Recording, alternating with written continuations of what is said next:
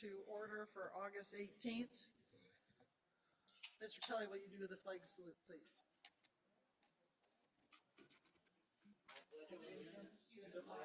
Of the United States of America, and to the republic for which it stands, one nation, indivisible, with liberty and justice for all.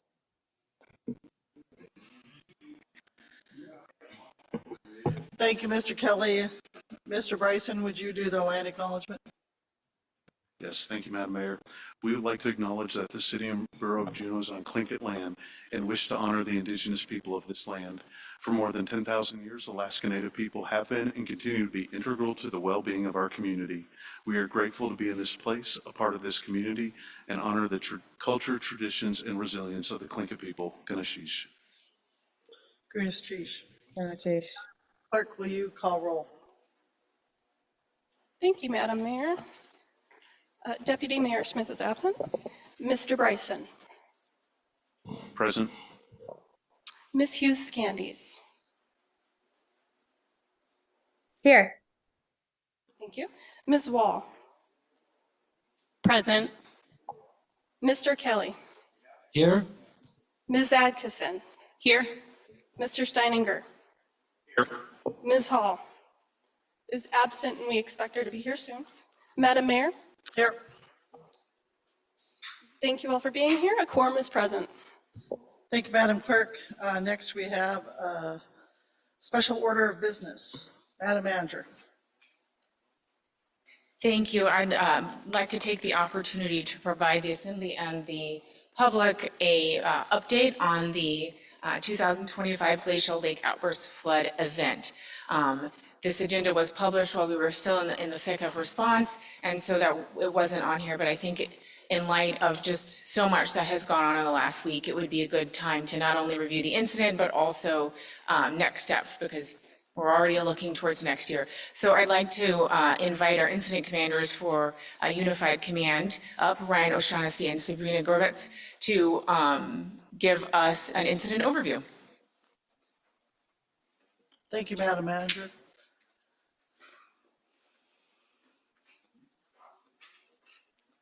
Ms. Grubitz, are you starting? Go ahead. Thank you very much. Hello, my name is Sabrina Grubitz. I'm the Tlingit and Haida Public Safety Manager, and I had the opportunity to serve as one of the incident commanders for this unified command response alongside Ryan here for our response to this year's disaster flooding. This year, as compared to last year, we took an approach that was quite different. The idea was to do something called a unified command. That means that we are going to work with all agencies and all partners within the community, come together, pool our resources, and really leverage each other's resources and personnel to make sure that we've got the best picture and best foot forward in trying to respond to this disaster itself. This year, our response was hosted, Tlingit and Haida was honored to host at our public safety building. That meant around 60 different responders spanning from CBJ, Tlingit and Haida, DOT, and other community partners such as United Way. And you can see on the front slide here the different partners we were able to work with, and many more that likely aren't listed on there as well. Through our unified command approach, it helped us have a more up-to-date information in a timely fashion. We were coordinated and working with each other. I felt like this approach was extremely beneficial for our community in general, not just tribal citizens, but us as a whole, and allowed us to have a timely response. This consisted of many months pre-disaster of work, months and months of us integrating with each other, and numerous tabletop exercises. As many of you may know, this year the flood crested at 16.65 feet. Through that, you can see in the next slide, apologies, the next one.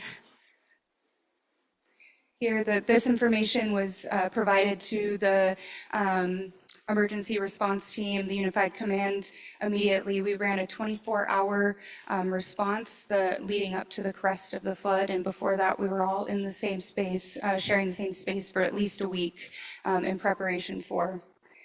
Following the crest of the flood and the recession of the water, we continue to work with each other to ensure that we're providing timely debris removal and preliminary damage assessments.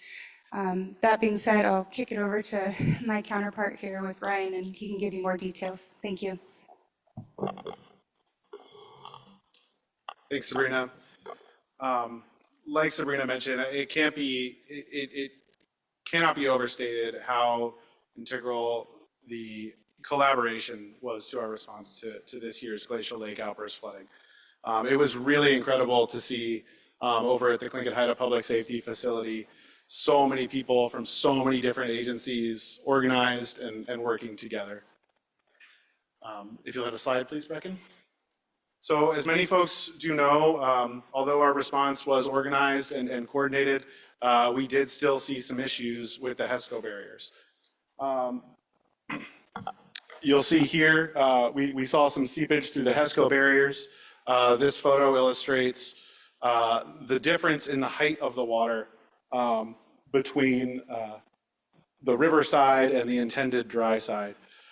So while there was quite a bit of seepage here, and homes did still get wet, specifically in the Meander Way area, the HESCO barriers did hold back the vast majority of the water released from Suicide Basin.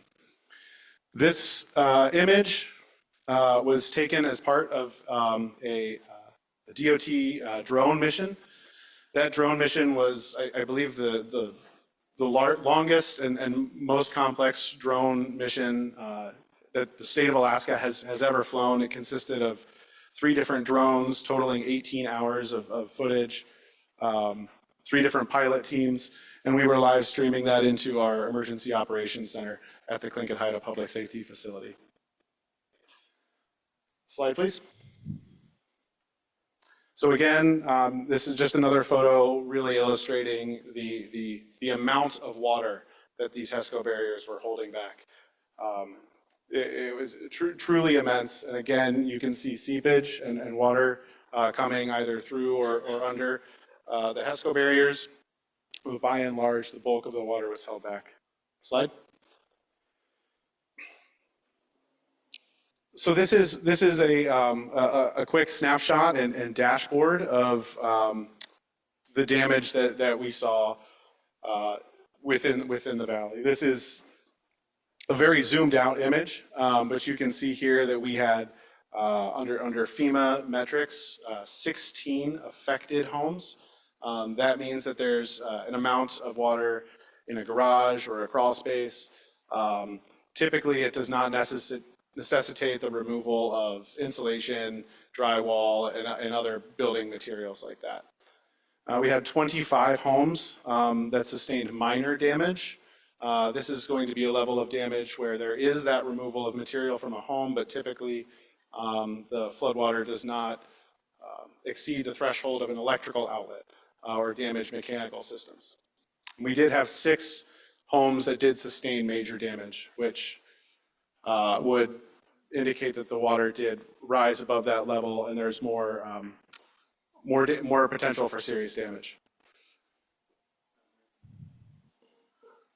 Jason. Yes, just from one of the other meetings I attended, of the 6 houses with major damage, and Mr. O'Shaughnessy can confirm this, 5 of those were on View Drive without protection of the HESCOs. How accurate am I on that, Mr. O'Shaughnessy? That is correct. So only 1 house protected by HESCOs that received major damage, correct?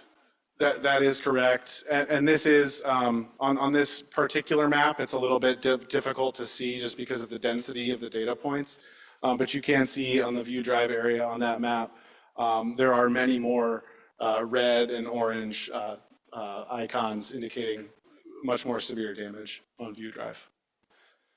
The unverified, just to kind of clear up what that means, that's really a tool for us. That is an indication that our damage assessment crews from the public right-of-way did not observe a high water mark on the structure of a house, but were not able to make direct contact with that homeowner to say, hey, did anything seep into your crawl space, that kind of thing. So we are working to, that number has actually dwindled down since this PowerPoint was developed, but it will, we imagine, continue to drop. And we believe that any home that is classified as unverified on this dashboard will result with no damage or at most affected level of damage. Slide, please. Some photos of our volunteers and damage assessment teams out in the neighborhood. Slide. Again, we received a ton of support from the Army Corps of Engineers, our core partners in building, designing the HESCO barriers. Slide. So that last photo was of a tree strike in the Diamond Park area. And this map really demonstrates the areas where we saw different impacts to the HESCOs, whether that is seeping through the barriers or under the ground, a tree strike to the HESCO barriers, any sort of unanticipated activity. You can see the blue circles are known areas of flooding, and red are going to be known HESCO barrier damage. I want to call out this red dot right there. The folks online, I'm pointing at the Diamond Park image. That's the only spot where we did have a full failure of the HESCO barriers. It's about a 15-foot segment of the HESCO barriers were taken out by a tree strike. The next slide has a video that was sent to us by a member of the press. You can see this person runs away, as they should. 8 seconds later, the HESCO barriers are destroyed. I think that this underscores this video that I wish the person hadn't taken because they were obviously in serious danger when they were, really underscores two things to me. First of all, when we ask the public to please stay off of the HESCO barriers and stay away from the HESCO barriers during these events, we really mean it. This is a dangerous event. I understand that folks want to watch it. Our partners at KTOO, KINY, the Juneau Flood Solution Advocates, there's a lot of resources to watch this event from a safe location. We really encourage everyone to do that. Slide, please. The next thing that I think that this really demonstrates, and we were very lucky with that tree strike. There was no water that came through. Both the timing and location, we were very fortunate. If that tree strike had occurred farther upstream, we could be having a very different conversation now. For scale, and I think this is an impactful number, it's estimated that at peak flow, the Mendenhall River during these events is running at about 50,000 cubic feet per second. This morning, the Colorado River at the entrance to the Grand Canyon was running at about 11,000 cubic feet per second. It's an enormous amount of water and creates a serious safety hazard. So really wanted to include that video to remind the public to please, please stay off of the HESCO barriers and stay away from the HESCO barriers and evacuate when we sound the warning. And also to remind everyone that we're not out of the woods. We have a long way to go with the HESCO barriers and with our partners at the Army Corps of Engineers, Tlingit Haida, DOT. Everyone is really pulling in the same direction. So while we have a lot of work, I'm confident that we can accomplish it. Slide. Here's all of us as we're closing out at the Tlingit Haida Public Safety Facility at our EOC. And I think, Sabrina, do you have any closing comments? The last thing I just wanted to mention, and I hope that the group had seen more messaging from us and a more unified message. That was one other thing that we truly aimed to have, which was a JIC, a Joint Information Center. Last year, I think after both entities or all entities went through that experience, we realized that communication is really key in this. And so bringing together our resources and the strengths of both of our communication divisions and aiming to get out more timely information so that the public understood what our goals were for that day and time or at the moment was the other initiative. And I just wanted to take a moment to thank them for helping us get that messaging out there. I felt like it was very important for our community. So with that, I just appreciate the partnership and the work that we were able to do together, and understand that these relationships we're building are so important for next year. Thank you.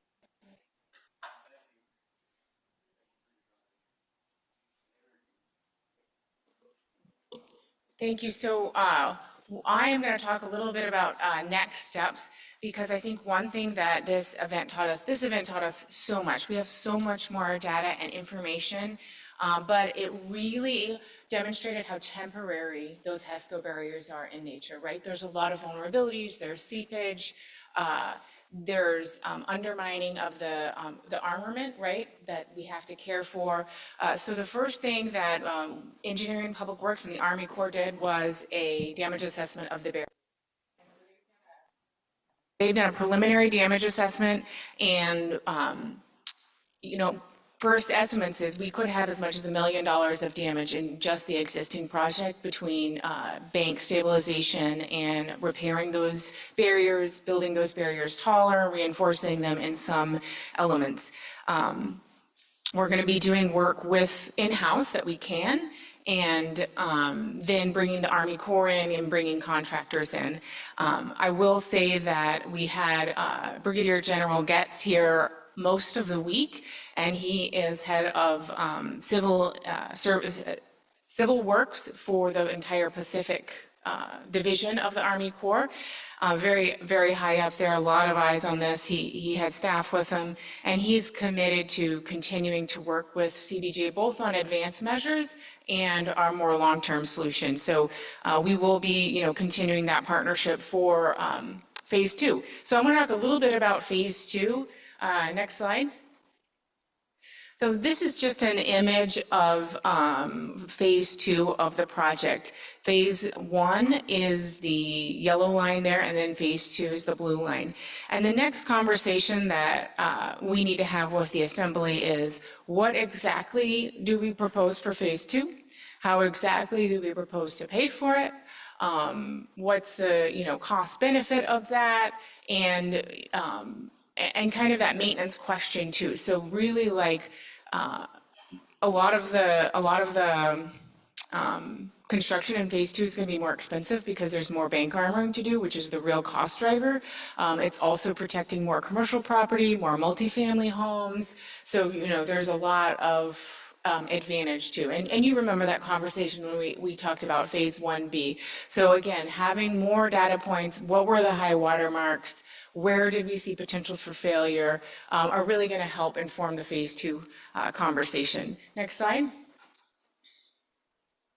I threw this in here because I shared this this weekend when we did an incident briefing for Senator Sullivan and his team. This is why we need to talk about phase 2.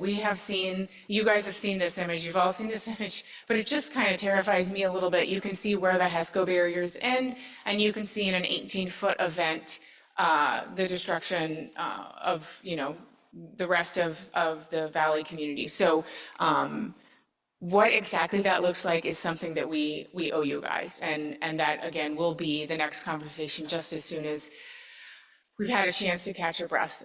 Next slide. So I want to talk not just about phase 2, but about enduring solutions. So I use the term enduring because when General Getz was here and Senator Sullivan spent most of Saturday here with his team, with us, with Incident Command, getting briefed on the project. It really needs to be, he really emphasized how the final solution needs to be an enduring solution, right? That will protect Juneau for generations to come. One thing that General Getz talked about that really resonated with me was the opportunities in this project to buy down risk. So he really talked about the HESCO barriers being like the very first option for buying down risk and protecting, not without risk, right? Those HESCO barriers aren't without risk, but it buys down risk for our community.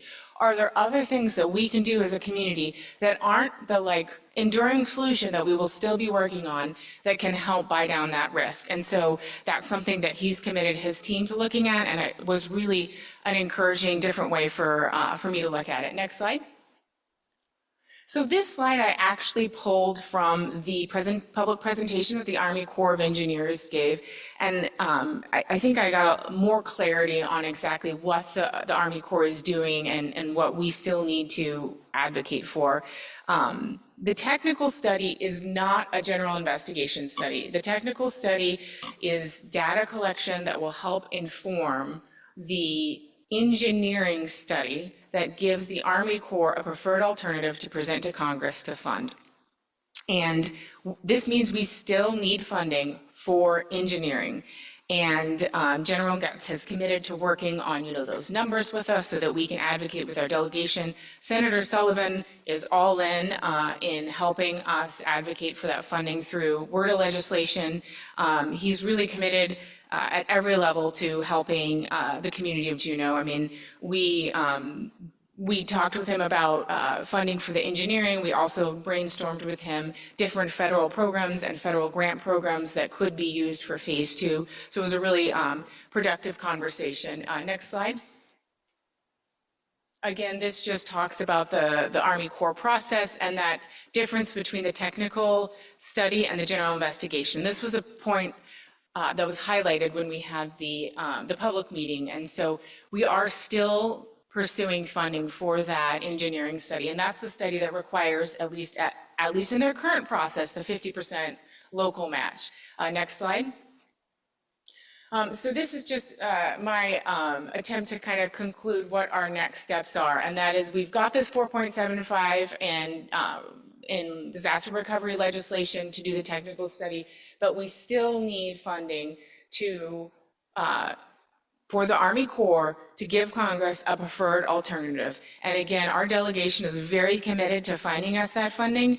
And I think what I ask out of the community is that, when we know exactly what we need to be asking for, that we support that request in a coordinated way so that we can, make their lives easier, but still demonstrate the overwhelming support for long-term enduring solutions for our community. So I just wanted to end on that because if last week taught me anything, it just reinforced our need to keep continuing to look for an enduring solution.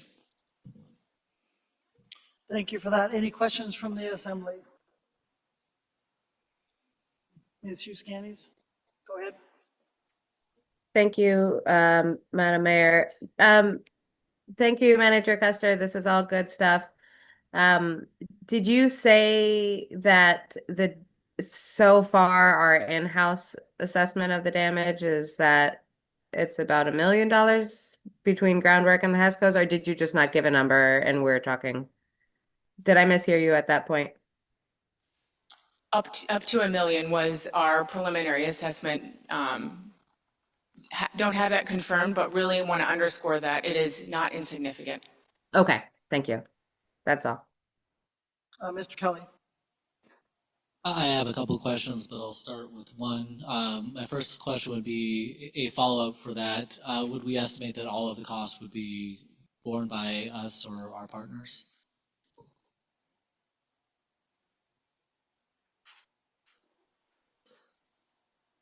I will work in the most expeditious way to bring you a funding proposal, of which I have not, work that I have not done. The Army Corps has committed to continuing to provide technical assistance and has HESCO barriers for us. Okay, any other questions? Mr. Kelly?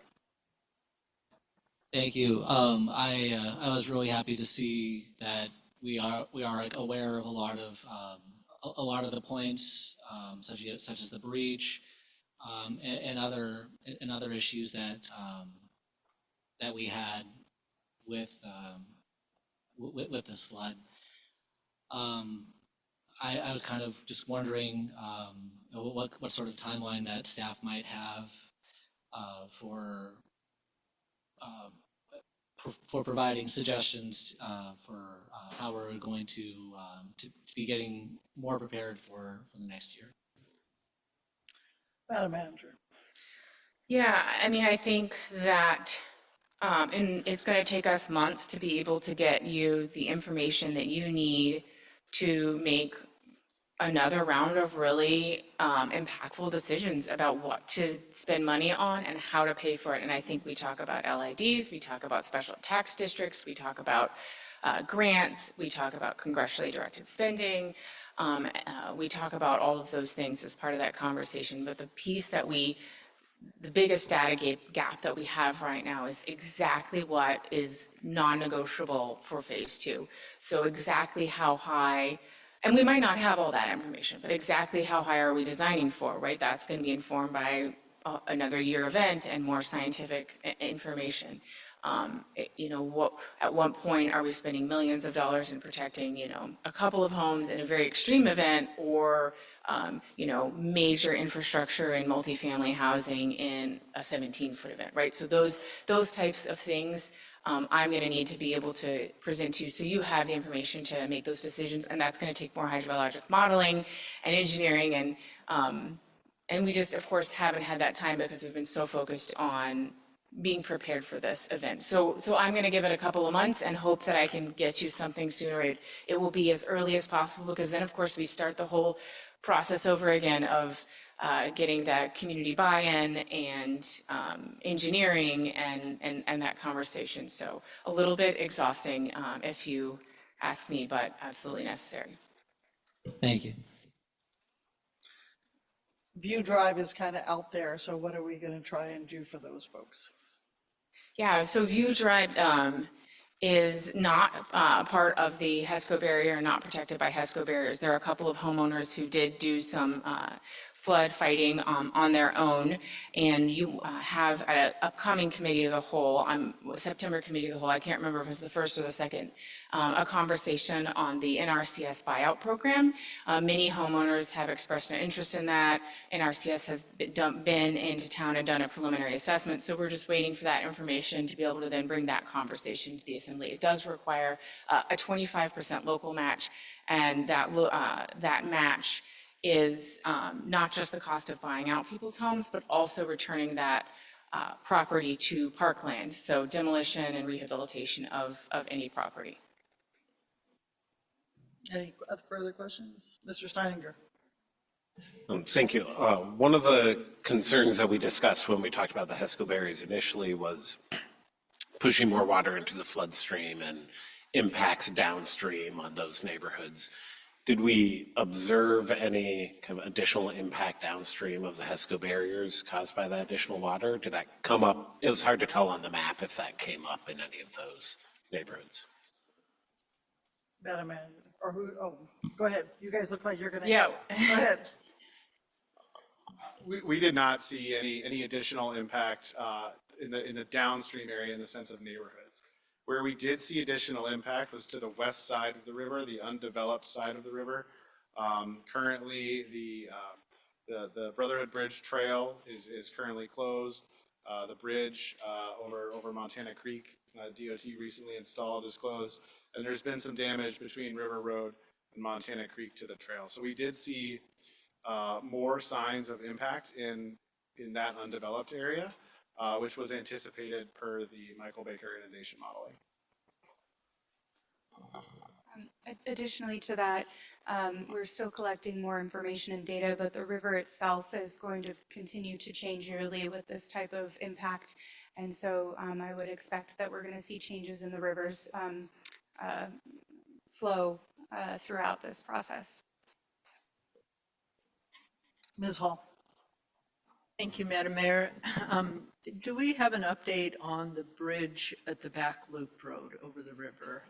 How long that might be out and what additional, I've heard that we need a bigger bridge, wider to.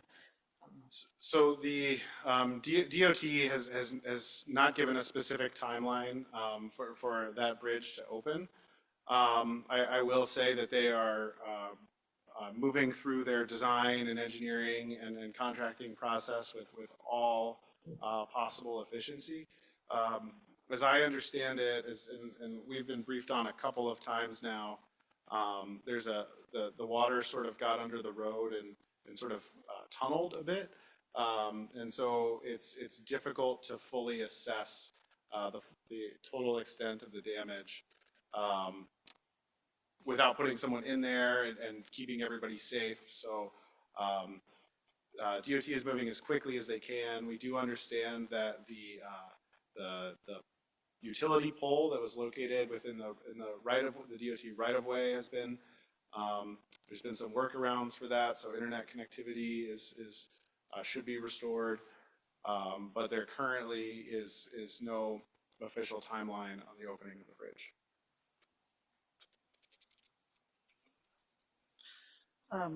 So we still need to lessons learned, we need to fix those. We're still looking at phase 2, and we still have to look forward to our long-term solution. But at this time, I do want to thank our incident commanders who got very little sleep, and good job.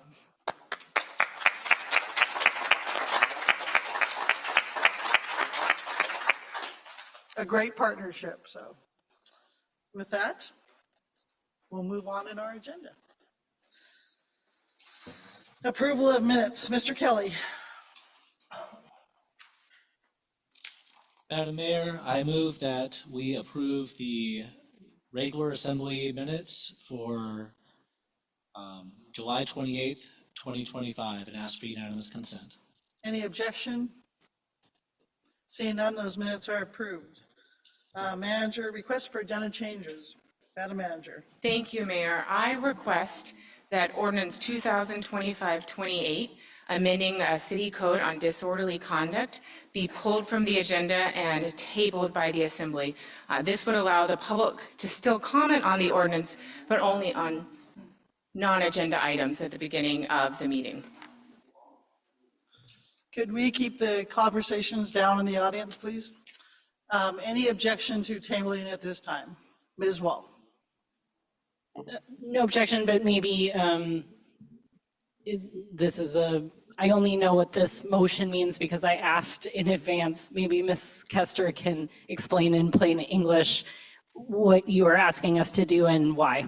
Okay, before she does it, just make sure we are going to take public comment on non-agenda items if this happens here. Madam Manager. Thank you. Because this item was set for public hearing at the last meeting, my mechanism to recommend that you pull it and table it is only to request your consent at this time on the agenda on my request for agenda changes.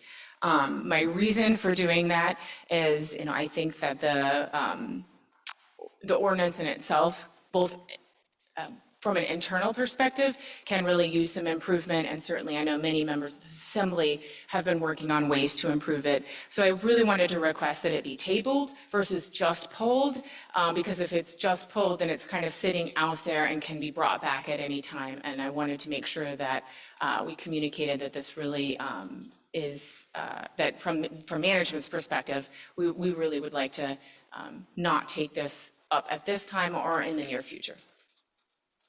Madam Attorney, do you want to add anything, or is that explanation good? Okay, thank you. Does that answer your question as well? Let me put it in different words and make sure I'm right. This would take the disorderly conduct ordinance off our agenda, and someday in the future, we could consider it again if staff brought it back to us. Madam Attorney. Thank you. So the proposition that's being requested of you is there's two mechanisms when we are pushing things off. There's postponing to a date certain, and there's tabling. This is a full tabling. If it's not set for a hearing at the next meeting, it dies completely, and the plan is not to set it for a hearing at the next, or public testimony or anything at the next meeting. So the intent would be that this ordinance dies, We cannot bring it back to you in similar or close form until there is a new assembly. So the soonest something would come back is after the election, and it would have to be a fully reintroduced, renumbered, restart everything ordinance. Does that help? Any questions on the process? It's a little bit different than we normally do. Ms. Hughes Candies, any questions, comments? No questions at this time, Madam Mayor. Appreciate killing this ordinance. All right, any objection to tabling it? Seeing none, consider that tabled. So now we'll go to public participation on non-agenda items. Madam Clerk, we might have more sheets back there. We have quite a few people signed up, so we'll limit our comments to 2 minutes. Back there.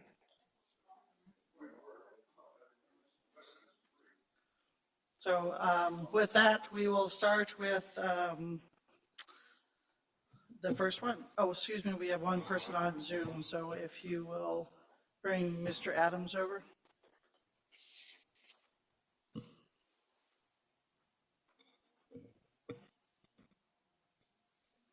Not quite. You're next.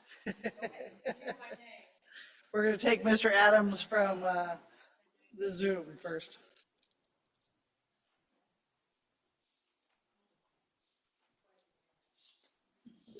Mr. Adams, if you're on Zoom, can you raise your hand?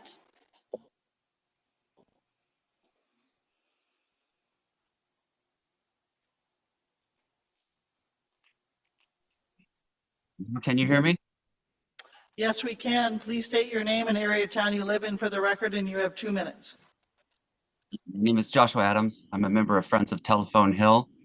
I'd like to take a few moments to reflect on recent economic changes that might affect the reality of a desired quick sale of Telephone Hill to a developer post-demolition.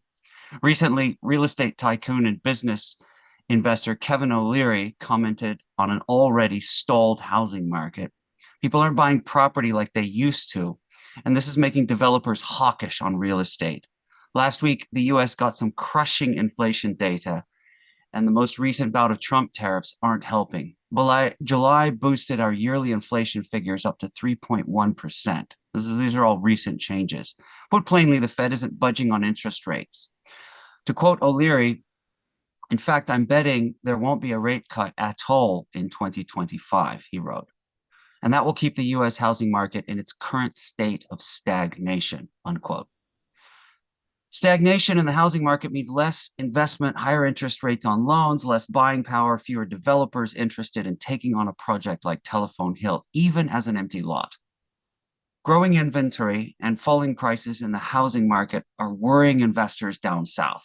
Even if a developer has the funds to make a purchase, they will not unless the investment looks viable. Developers are hypersensitive to upcoming market trends such that present uncertainties could adversely affect the sale of Telephone Hill as raw land, even if it were site prepped. I urge the Assembly to consider the political consequences of wasting $9 million siphoned from other needed Juneau projects only to leave Juneau with another empty property. Telephone Hill is making money for the city. It has rent-paying tenants who want to remain there throughout the winter. Why not allow them to remain until at least the spring? The Juneau Assembly should wait and see what happens in the housing market over the next few months before making a risky decision to summarily evict the paying tenants of Telephone Hill. Thank you. Thank you for your testimony. Any questions for Mr. Adams? Seeing none, thank you for your testimony. Next, we have Mary Alice McKee. Please state your name and area of town you live in for the record, and you have 2 minutes.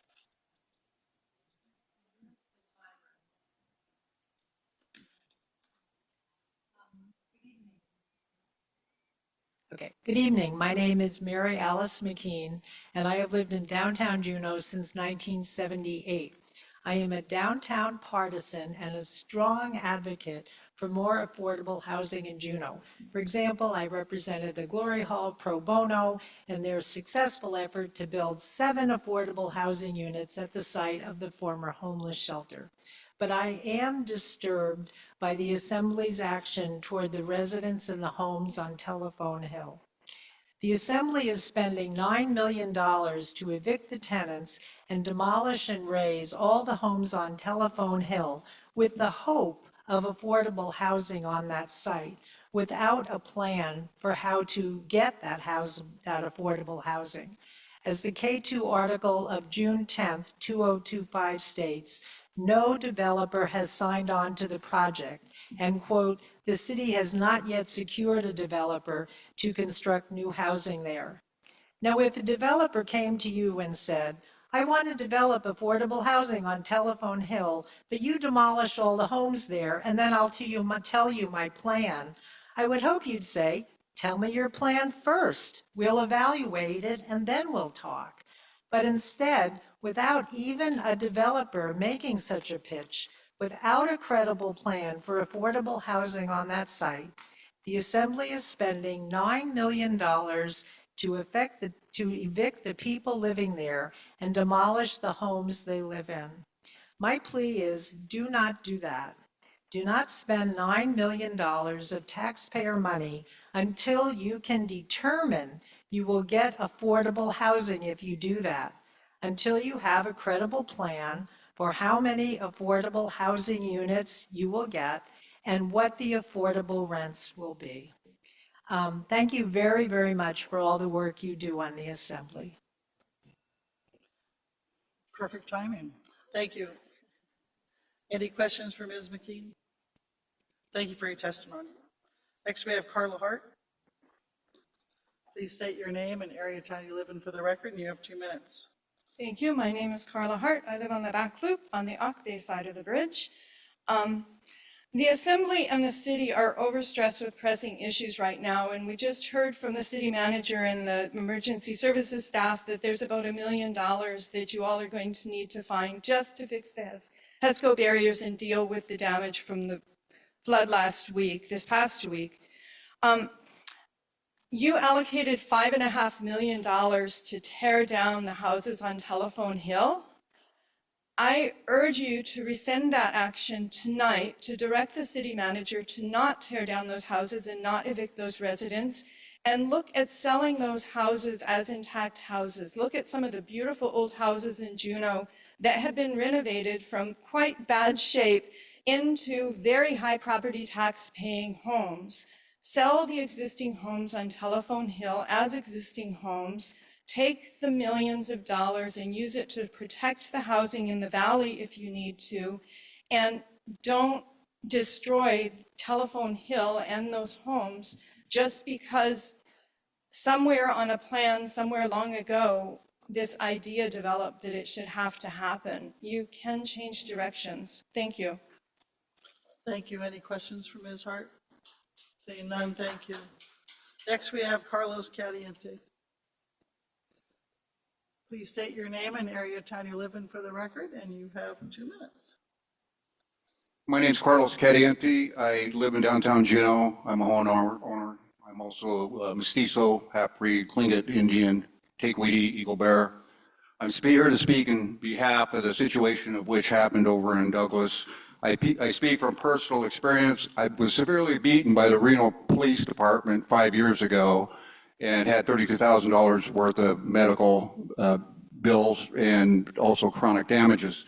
I also helped teach defensive tactics at JPD with Lieutenant Bowman and Lieutenant, whatever his name is, he was arrested for something else after the fact. But my point is that excessive force, lack of ability to restrain yourself and to hurt. It says protect and serve on the police cars.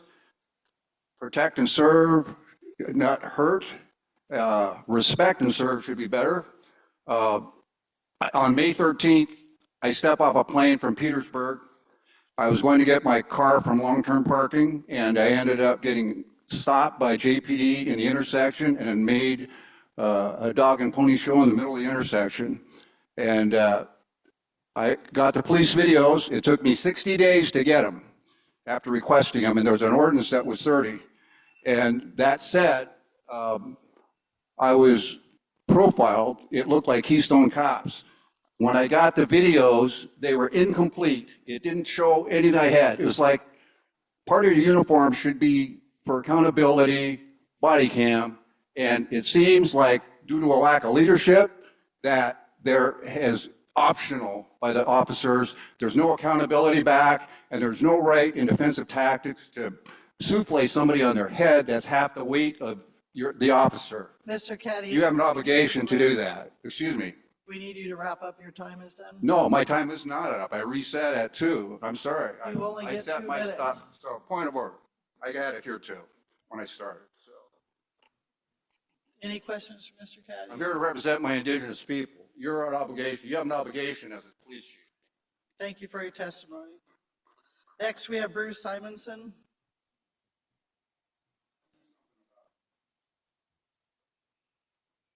Please state your name and area of town you live in for the record, and you have 2 minutes.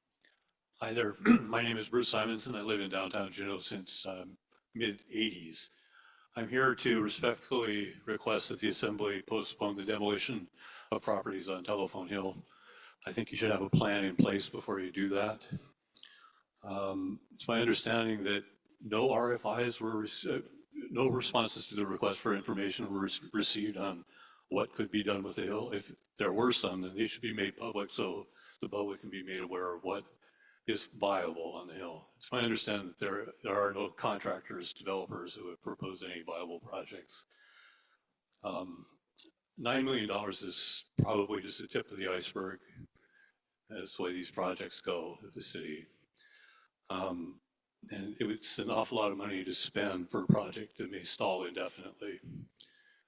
We don't want that in downtown Juneau. So please postpone the demolition of these properties until you have a viable plan, until you make that plan known to the public and we all have a chance to vet it and move forward on that.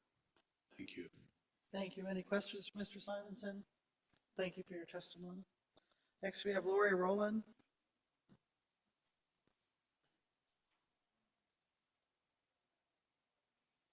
Please state your name and area of town you live in for the record, and you have 2 minutes.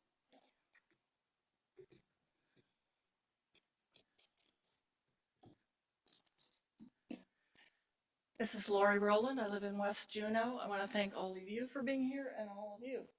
And I'm a former resident of Telephone Hill. I was there for 24 years. I really have some good memories there. I knew what was coming down the pipe, and took 3 years for me to find a place. But my key thing that I want to say today is I want to put my glasses on. If the idea for raising the homes on Telephone Hill before having a plan is that you think developers need a blank slate to create, as a creative and resourceful person, I can confidently say that I can plan a space with existing structures. And if I can do it, surely the creative people who work for the design firms can do so too. There's absolutely no need to evict residents and spend more money on prepping a blank slate that could remain that way for an indeterminate amount of time. Ms. Kester mentioned the need for funds for other projects. Please do not spend funds yet on a project that has not been fully realized. Thank you. Thank you. Any questions? Thank you for your testimony. Next, we have Shoshana, and I apologize. I can't say your last name. You'll have to do it for me. So please state your name and area of town you live in for the record, and you have 2 minutes. Thank you. My name is Shoshana Seligman, and I live at 203 West 3rd Street, and I've lived in Juneau for about 35 years. And I've been collecting signatures. I have about 50 signatures from the last 2 days, and I'll continue to collect signatures because it's dawning on the public that the chances of affordable housing on Telephone Hill are debatable. So what this basically says, it's really simple. It goes to the CBJ Assembly, the Community Development Committee, and CBJ staff. Let it be known until there is an actual plan in place with a contractor to build, and until there is more affordable housing available in Juneau, we do not support spending $9 million on demolition or eviction of Telephone Hill residences on October 1st, 2025. So what we're asking, as difficult as it probably would be, for you to please double back and consider retracting the October 1st eviction date and retract the decision that was made in bits and spurts to spend upwards of $9 million, and that would be just preliminary demolition. Please, if you can do this at this time, I think a lot of people would be behind you. Thank you. Thank you, Mrs. Sullivan. Any questions? Thank you for your testimony. Next, we have Paige Bridges.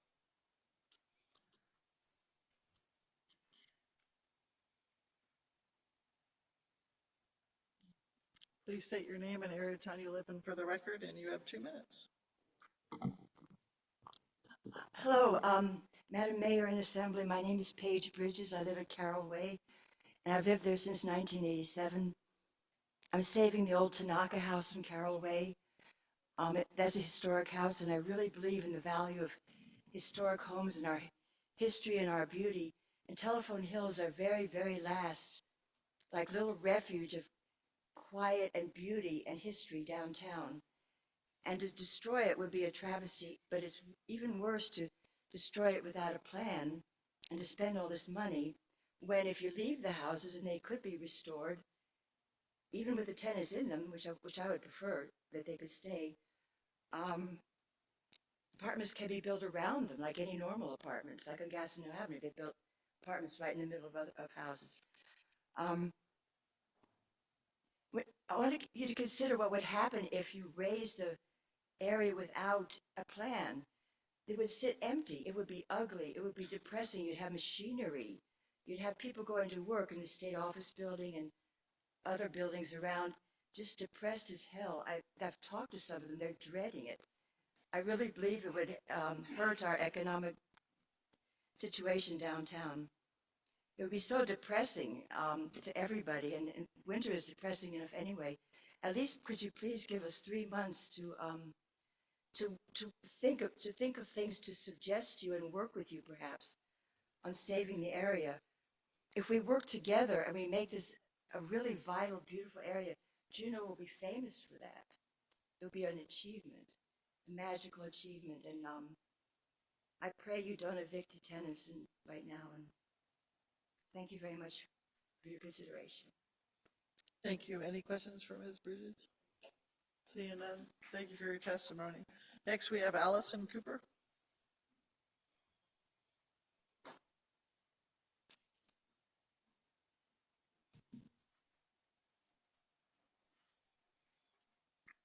Please state your name and area of town you live in for the record, and you have 2 minutes. Hi, I'm Allison Cooper. I live in the Mendenhall Valley. I have some big, pretty green barriers right behind my house. They look a lot nicer this week, let me tell you. I am just here to thank you. That's it. I want to thank the city manager and Army Corps of Engineers. Please pass this on to them. The CBJ employees, the Public Works folks, the Assembly. I want to thank the Incident Command and all the guys that were sending information out during the flood. That's it. Thank you. I went fishing Saturday. And then I invited people over to my house for a backyard barbecue. This time last year, I was ripping out flooring and insulation and my cabinets and my appliances. And I wasn't doing any of that. I just want to thank you. I want to thank you for continuing to work on the long-term solution. I know you're doing that. I want to thank you for trying to move that along. I know you're doing that. It wasn't perfect. I want to thank you for all of those boots on the ground that were running around the last few days asking questions and looking at all the things that weren't perfect. Thank you. I mean, that was really great. You guys are learning a lot from what didn't work perfectly. I feel for my neighbors that got water in their house, but there weren't very many of them.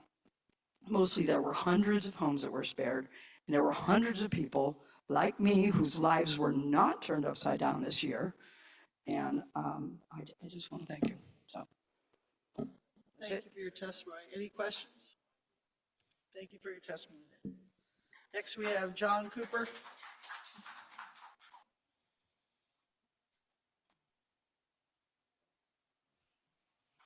Please state your name and area of town you live in for the record, and you have 2 minutes. My name's John Cooper. I live at 3495 Meander Way, and I follow her around a lot. And I just want to repeat what she said and thank you guys. You made some really tough decisions. Thank the city manager, Army Corps of Engineers, all those people. This year, I believe they said that the water level at the Back Loop Bridge was 3 feet higher than it was last year. Last year we had 30 inches of water in our garage, 9 inches of water in our house. This year we had nothing in the house. And so we were able to help other people out. And I want to thank CBJ. Even today I saw a dump truck going through there followed by a loader to pick stuff up for the people that were affected. And I want to thank you for them, that you guys are out there helping them out to help them get cleaned up too. So I just want to, I testified that I was in favor of the barriers. It was the right thing to do. Thank you guys. Thank you. Any questions for Mr. Cooper? Thank you for your testimony. Madam Manager, I'm going to interrupt public testimony. That's one thing that we didn't cover. We had garbage collection today. Are we going to have another one, or are people just supposed to make appointments? They should call, use the flood response hotline if they still have debris cleanup, because the numbers are such that we can schedule individual appointments. All right, thank you for that. Mr. Banky? Please state your name and area of town you live in for the record, and you have 2 minutes. I'm Steve Benke, live in Thane, and I've got a little lighter topic for you. Renewable Juneau and our partners would like to invite you all to our Electrify Juneau Clean Energy Fair, September 21st at the Jack. It's our contribution to the National Sun Day, which is a celebration of clean energy as a climate solution nationally. It's going to be fun, family friendly, music, food, no long speeches, just hands-on chances to check on the latest in EVs, sustainable businesses, home electrification, including the big savings and new incentives for heat pumps in Juneau. We've got a wide range of partners, including ALMP, Alaska Heat Smart, the IBEW, the 2 local mines, 350 Juneau, and a diverse set of other business and community groups. And we're teaming up with the 12th annual Juneau EV Roundup. And we'd appreciate the Assembly issuing a resolution of support for the fair. And Madam Mayor could join us to help kick off the fair. We'll send a written invitation and resolution draft to you. We'd also like to showcase a Capital Transit EV electric bus if we had a chance to talk the city into that. And we'd also like a booth highlighting the comp plan update, and which is a chance for the city to talk about what it's doing to address the long-term solutions to climate change, its contribution to those. It's going to be a chance to come together, have some fun, and see real local solutions. And look forward to seeing you all there. All right, thank you. Any questions, Madam Manager? Not a question, I just need to correct something from your earlier question to me. Okay, Mr. Kelly, don't run off. Mr. Banky, don't run off. Oh, sorry. Mr. Kelly?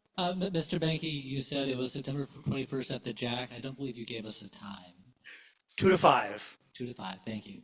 And we'll be sending out more. You'll be seeing lots of publicity from us, so thank you. Thank you. All right, thank you. Madam Manager. I just would like to reiterate, I had outdated information. Debris cleanup is occurring until Friday. So impacted homeowners should be leaving their debris in the right-of-way until Friday. After that, they can email the flood response email to coordinate future pickups. All right, thank you for that. Mr. James McCants? Please state your name and area of town you live in for the record, and you have 2 minutes. Yes, ma'am. Good evening. James McCants, live on my boat there at Statter Harbor. I was here tonight to speak about the ordinance for disorderly conduct, but since we all came to agreement, whatever our reasonings may be, I think the fact that everyone was unanimous, speaks for itself. You don't need me to hear my specifics on how I feel about it. So with that being said, one thing I just want to bring up with the Hesco berries, obviously, I think physically was the right thing to do and to prevent that. And I think it was appreciated. I don't live there, but a lot of folks at that last meeting we had where there was a 60-40 split. But just going in the future, if there's a way to, with possible more funding at the federal level coming down, how can that financial burden on the homeowners be lessened if that's a possibility as more funds are coming in? That'd be my only thing.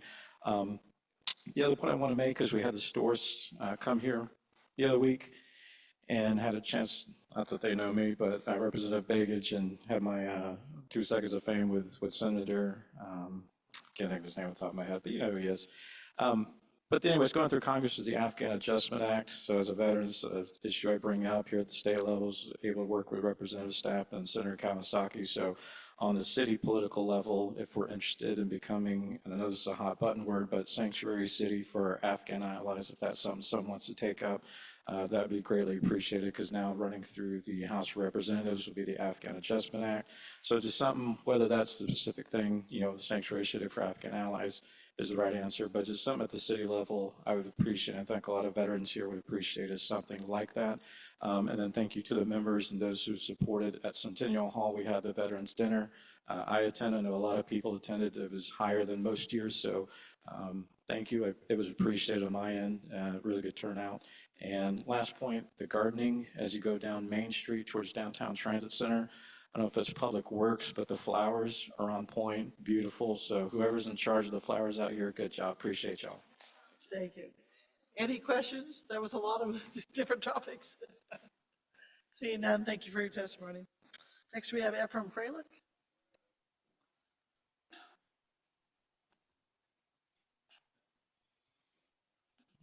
Please state your name and area of town you live in for the record, and for everybody, Mr. Freilich is part of our Systemic Racism Review Committee.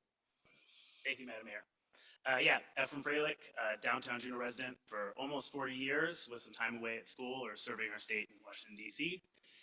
Like the mayor said, I chair the Systemic Racism Review Committee, but I'm here today representing myself and not the committee. I want to make that very clear.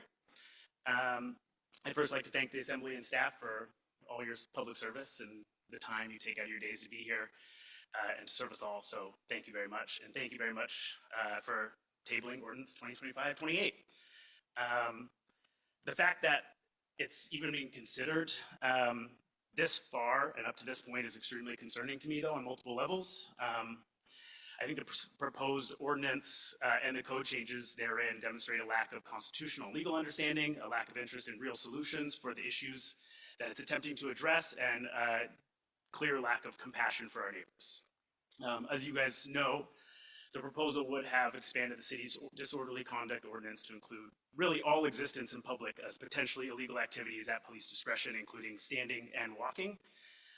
This proposed law, as we've seen similarly around our country for over a century, most famously Jim Crow loitering laws, will be or would be enforced upon a certain population of our citizens. We know that. It would be a massive expansion of police powers at a time when we've seen significant police abuse inflicted upon community members. We've heard the word intent being discussed by JPD and others as assurances that the law will not be enforced as written. But even I, a subpar attorney, know that that is just not something that we need to consider when we're looking at laws, right? You look at the letter of the law, not someone's proposed intent.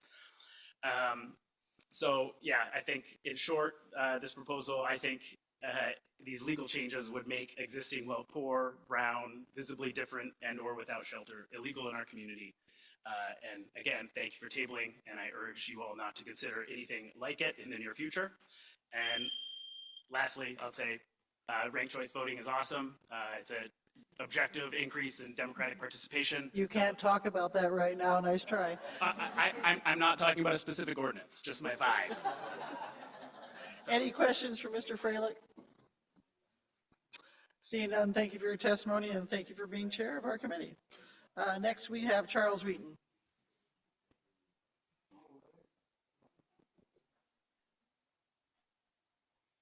Please state your name and area of town you live in for the record, and you have 2 minutes. Thank you. My name's Charles Wheaton. I'm homeless. I live under the Gold Creek Bridge. Gold Creek Bridge, I'm 70 years old. I'm homeless, not by choice. I thank you, Madam Mayor, for letting me speak.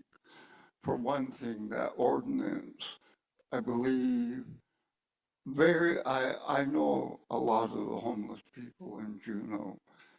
There are homeless people and there are hopeless. The hopeless people are the ones that are causing a lot of problems here in Juneau. And I feel bad about that because it ruins things for people like me that are homeless, that are trying to get off the street, for one thing. I know all of them.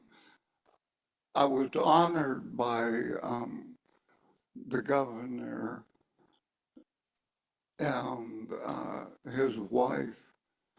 I was one of the only natives to be honored, and it was a privilege. I was homeless at the time by Bill Walker and Donna Walker. I didn't want to be honored. I was set up for that, but it was in the paper. And I don't take things lightly. I appreciate you guys giving me the time. Like I said, I'm homeless, not by choice. I know I could make a difference, and I gave the VFW a letter showing how I could run a homeless shelter. I don't put up with drugs, anything like that. I don't favor anybody. I favor people trying to get off the street. Excuse me. I apologize for that. But I thank you for your time. I think it's important to get hopeless people off the streets. They're the ones that are disorderly, not homeless people like myself. I know a lot of people are trying, and there's a lot of people that aren't. I have my own ideas. I respect the law. I vote. A lot of these people don't. And I have a lot of Mr. ideas. Reed, you have to wrap up, okay? But I thank you for giving me the opportunity to speak. And All right, I know you're I'm gonna gonna stop you untable there. Any questions for Mr. Reeton? Seeing none, thank you for your testimony today. Well, thank you.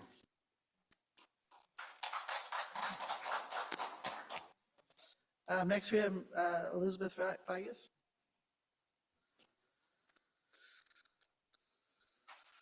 Please state your name and area of town you live in for the record, and you have 2 minutes. Thank you, Madam Mayor and members of the Assembly. My name is Elizabeth Figgis, and I live on View Drive, here to make a few comments about the flood. There's been a lot of conversation over the past few years about whether or not it was a good idea at all for Juneau to build so much housing in the Mendenhall River Valley. The fact is, most cities around the world are actually built around a river. And according to AmericanRivers.org, more than 80% of people in cities around the United States live within a mile of a river. When the valley was developed into residential housing, no one knew that glacial lake outburst flooding would become an existential threat to our community. At the same time, the city of Juneau has so far asked the public to hold up 2 contradictory ideas about flood response and mitigation.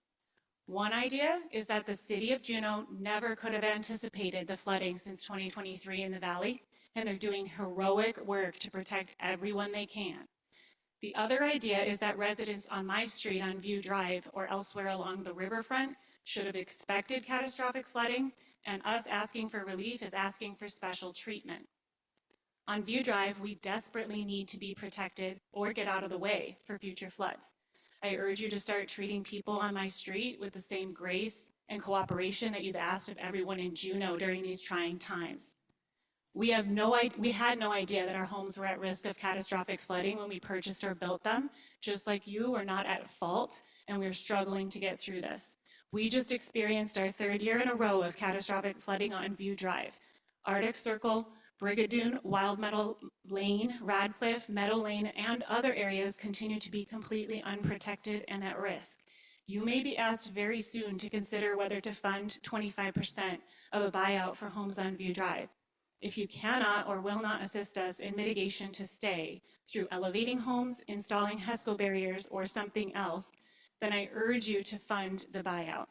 I would like to request a single minute to make a comment on this special agenda item that wasn't on the agenda. Is that possible?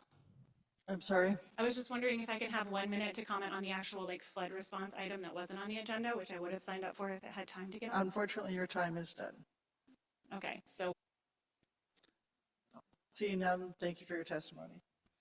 Next, we have Amanda Hatch. Please state your name and area of town you live in for the record, and you have 2 minutes. Good evening. My name is Amanda Hatch and I live on Meander Way. This year's Oak Elope has been heralded in the media as a resounding success, and while the hosts of barriers are glad to see so many homes were spared, this is a far larger and more concerning story that has not been told. The project was not a complete success, and it's hurtful and demeaning to hear our city leaders touted as such. There was extreme settling in many areas, and the so-called seepage was a rapid flow of water in several places, both underneath the barriers and between barrier levels. Our end of Meander maintained a constant differential in water that numerous pumps could not keep up with. We continued to see a rise in water well past the peak crest, and the water did not stop increasing on the home side of the barriers until the river had gone below the level of the HESCOs well after 12:30 in the afternoon on Wednesday. Water flooded yards, roads, and a few homes. By midday, we had more than 3 feet of water covering the roads and most homes. Just before 3 a.m. on Wednesday, there was already standing water in backyards, and homeowners worked fervently to start pumps. There were approximately 5 pumps in an area of 21 homes in our immediate neighborhood, and all but one was provided by the homeowners themselves. These pumps were refueled and maintained by 4 homeowners who braved dangerous conditions to save their neighborhood when no other help was willing to come. Without these efforts, the homes on Meander Way and the Stream Court area would have been far worse off. In each neighborhood hosting barriers, pumps ran throughout the day. A rough calculation in our section reveals pumps were moving more than 8,000 gallons a minute, and they were not able to keep up. This is not a small seep. At 12:30 in the afternoon, when the mayor and incident command was touring dry land, we were on hour 8 of pumping, with water completely inundating yards, roads, and crawl spaces. I assure you, we were not joyously splashing in puddles. Our installed drains in the HESCOs never opened, and the only water relief near the homes was from the pumps that at that point had been running for over 12 hours. We experienced liquefaction both in our yards and in the barriers themselves. After the all clear, no one from CBJ arrived, even though we had spoken to engineers who knew we were experiencing issues with drainage and inundation and assured us they would get to us as soon as possible. On Thursday, we still had standing water. This is unacceptable, and we will not wait quietly while you struggle to find an answer while proposing more barriers. We refuse to continually sacrifice our lives for the next decade while you sit in your unaffected homes across town, touting your precious project as a resounding success. Ms. Hatch, I need you to wrap up. I'm on my last sentence. We deserve a permanent, effective solution quickly. Dredge the river, dam the lake, don't bet on the HESCOs. Thank you. Thank you for your testimony. Is there any questions for Ms. Hatch? Seeing none, thank you for your testimony. Next, we have Debbie Penrose Fisher.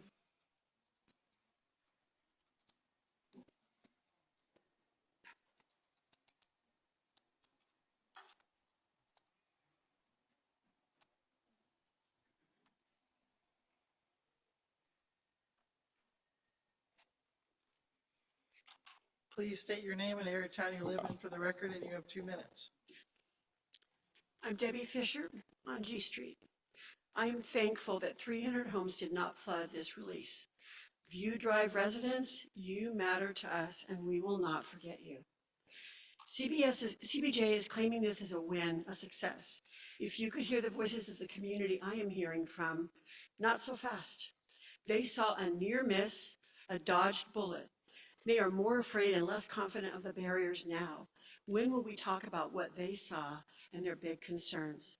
They witnessed the river inches from overspilling from HESCOs on Killowitch and Melvin Park and Meander. This was terrifying to watch and experience. What if it had still been high tide and if the rain had continued? If those conditions had prevailed, many believe this would have been another flood disaster. It was observed by multiple people, culverts not functioning, leaking, and HESCO's leaning. Another terrifying observation was how trees obliterated a HESCO. Keith Anderson, the HESCO rep, said that wouldn't happen. There are videos and photos of sand boils or piping of water on unstable ground near the HESCOs. Erosion has been identified and photographed near the barriers. Citizens from 3 a.m. had to man pumps for hours to try to keep up with the water coming into the ground and bubbling up. Heroic citizen efforts took place on Meander, Betty Court, and Marion Drive. Videos show how our downstream neighbors on Meadow Lane became one with the river, and it seems the HESCOs pushed the flooding into their streets. When it was explained that the Corps can only prescribe HESCOs to the level of the flood of record, my heart sank. That means that every year the barriers will always maybe just be enough. We can't live with that. The community cannot withstand this stress twice a year, again and again. It is unbearable. Please give Sullivan and the Corps any approval. CBJ, step out of the way and let our delegation pursue an act of Congress to solve this for Juneau.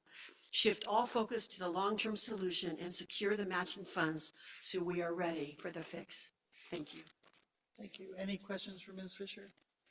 Seeing none, thank you for your testimony.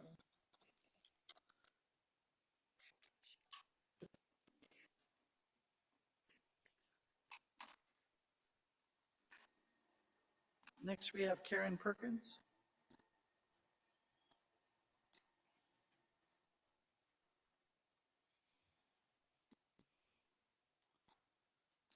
Please state your name and area of town you live in for the record, and you have 2 minutes.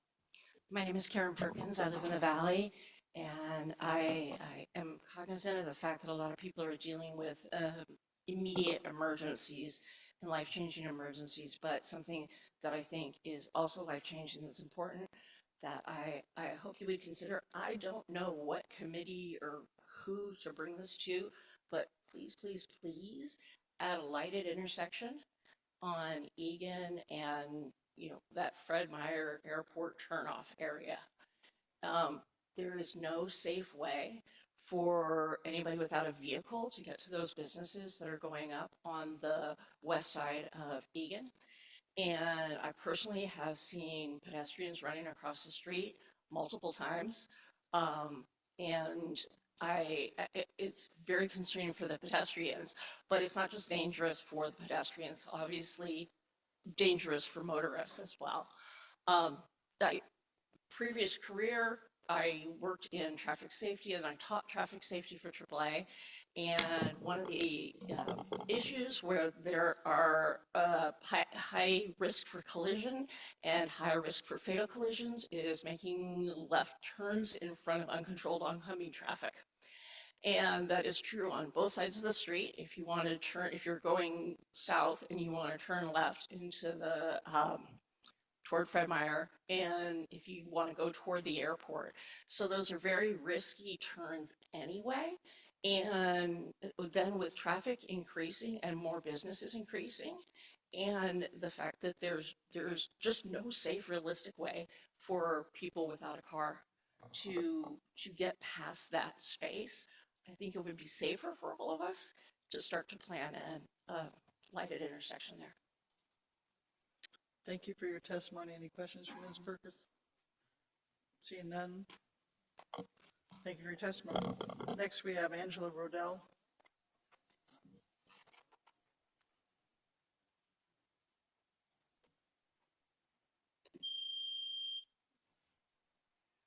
Don't start by 2 minutes yet. Good evening. My name is Angela Rodell and I live in downtown Juneau. I'm here today to continue voicing my concerns about the seasonal sales tax measure now officially placed on the October ballot. At a time when so many in our community are struggling with the rising cost of living, housing, food, childcare, utilities, it is simply the wrong time to increase sales tax. Whether framed as temporary or not, the effect is a permanent shift. The average annual sales tax rate would rise from 5 to 5.25%, with rates peaking at 7.5% during the summer months. This increase doesn't just touch tourists, it impacts everyone who shops locally between April and September. It makes back-to-school shopping, flood mitigation, summer childcare, and basic household needs more expensive at a time when costs are already high. According to the consent agenda, the city will purchase the Burns building for $2 to $5 million less than what it has reserved for that purchase. That savings will go straight to fund balance. And let's not forget, in 2023, the Assembly pledged to reappropriate $10 million for the Capitol Civic Center if the city did not receive a $75 million federal grant. That grant has yet to come in, so when will the city follow through on that reappropriation? That's $12 to $15 million identified, and yet we're already talking about raising taxes in anticipation of a revenue decline. These are the kind of events that fund balance was designed to absorb.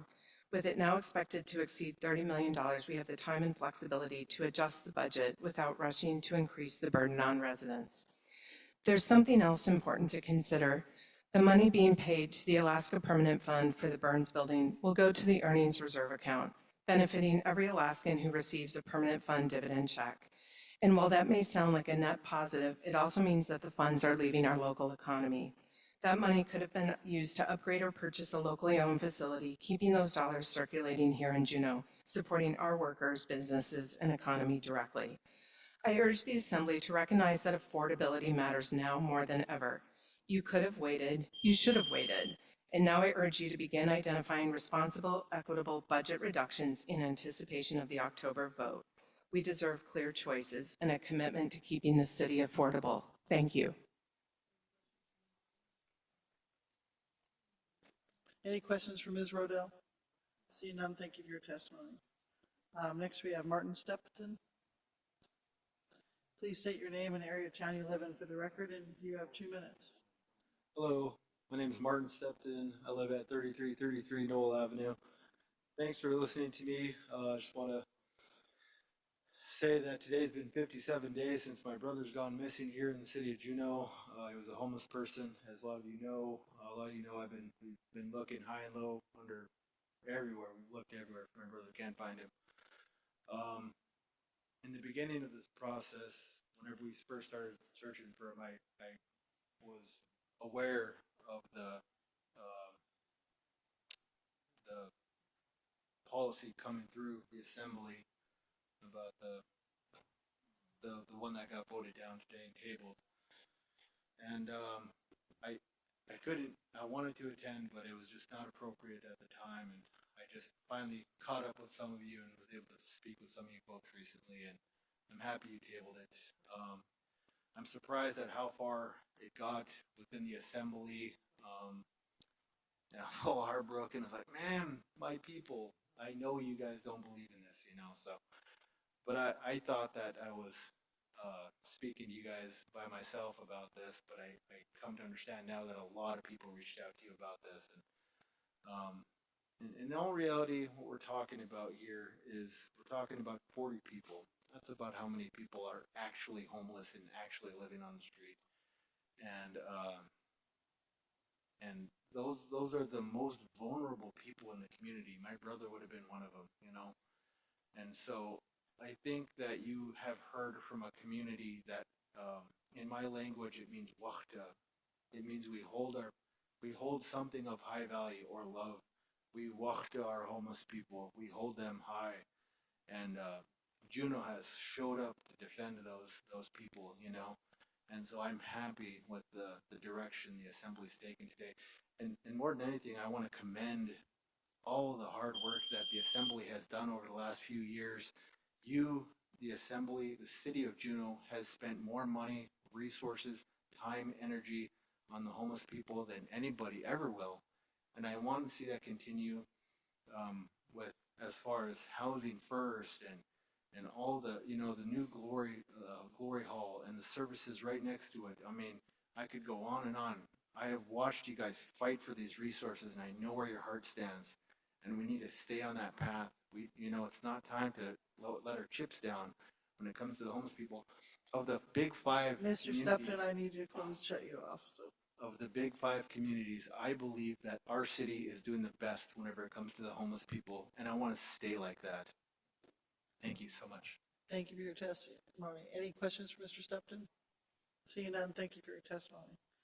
Okay, that brings us to the end of non-agenda items or public participation on non-agenda items. So we've been here for a little bit, so we are going to take a 10-minute break.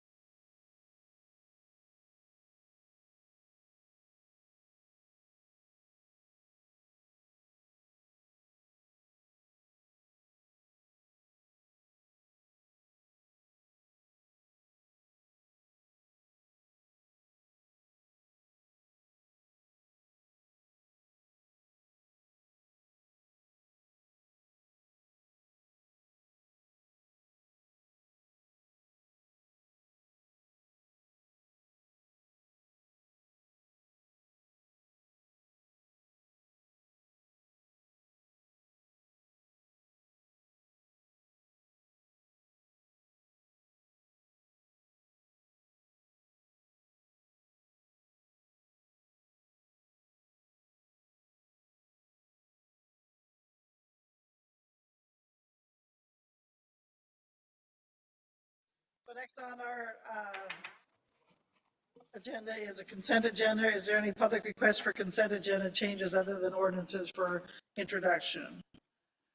Seeing none, is there any assembly request for consent agenda changes? Seeing none, we'll go to assembly action. Mr. Bryson. Thank you, Madam Mayor. I move the Assembly adopt the consent agenda, and I ask for unanimous consent. Is there any objection? Seeing none, the consent agenda passes. So that will bring us to public hearing, and our first item is our disorderly conduct, but we have tabled that, so we will move on to item number 2. Item number 2, Madam Clerk. Thank you, Madam Mayor. Ordinance 2025-13 lowercase c, an ordinance amending the election procedures ranked choice voting. Thank you, Madam Clerk. Madam Manager. Thank you. This ordinance has been brought forward by Assembly Atkinson, and it implements ranked choice voting for single-member races, not this election, but next year's election. This means that it would be for Assembly races and not for school district races. You all amended it to reflect that at the last meeting. You have taken public testimony once already on this and are scheduled to take public testimony again on at the November 3rd meeting where it's set for final action. You did receive a press release today from the clerk's office just explaining some of the nuances of ranked choice voting. I recommend you take public testimony and set this for public hearing at the November 3rd regular assembly meeting. Thank you, Madam Manager, and we do have some members of the public that wish to speak to that. First, we have Paulette Simpson.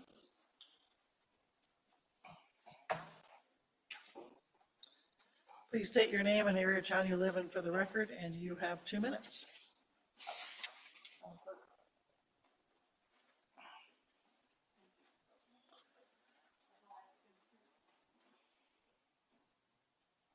Oh, there we go. Thank you. Paulette Simpson. I live in Douglas. Thank you for taking my testimony. I often tune into your assembly meetings, and I remember your May 19th meeting when about 30 people showed up to sound the alarm about the vagrancy and vandalism near their businesses in the airport area. Those who testified literally begged you to address the health and safety issues in their neighborhood, issues that still persist.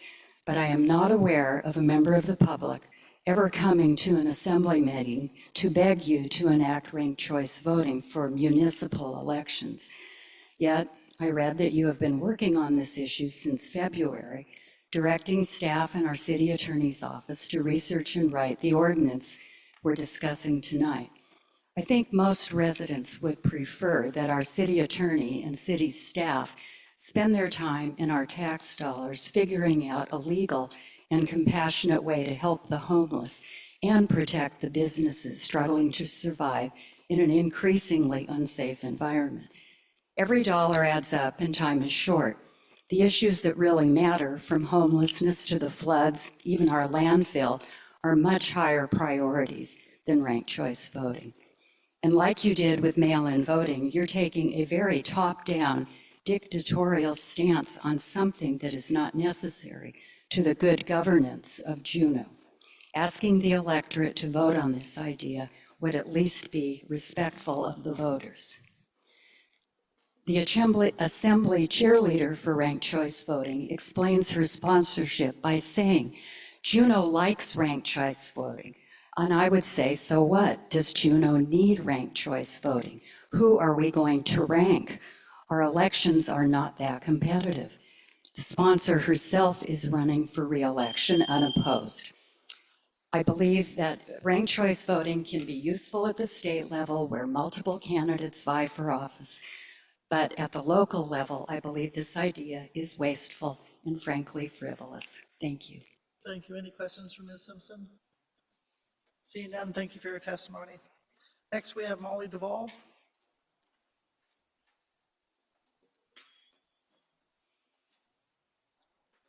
Please state your name and area of town you live in for the record, and you have 2 minutes. My name is Molly Duvall, and I live in the Valley. And I just wanted to talk a little bit about mail-in ballots and ranked choice voting.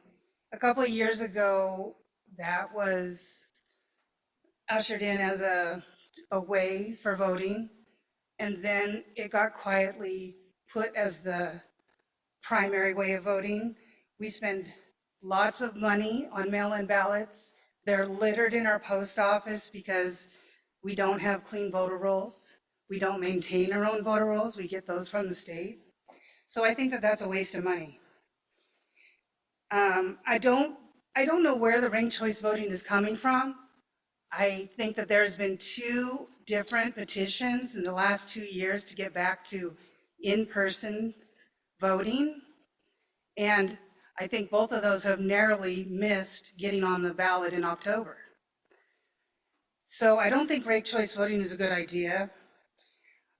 Also, this mail-in balloting costs us a lot of money.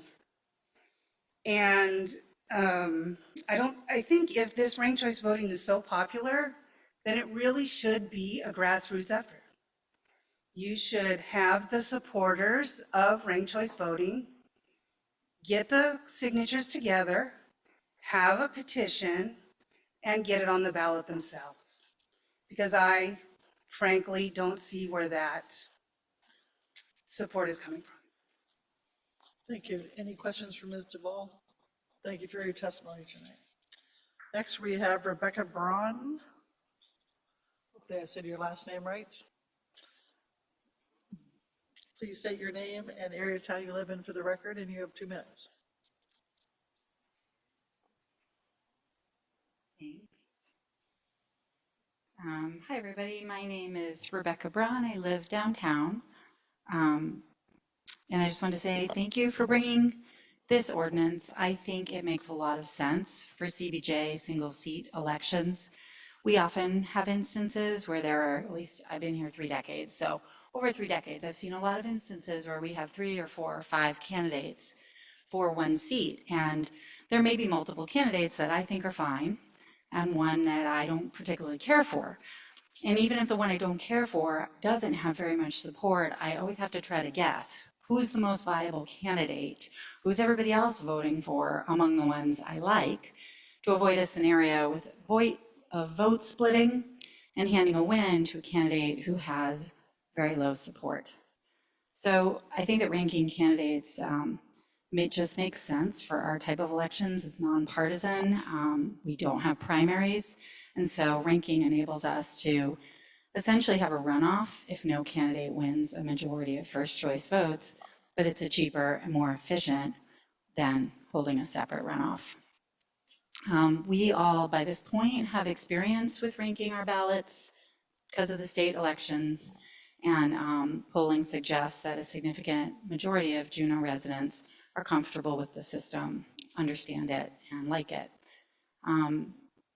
And the proposed system really helps bring about, ultimately, results that reflect the will of the majority, and just helps ensure that candidates with very low support don't end up winning races due to vote splitting.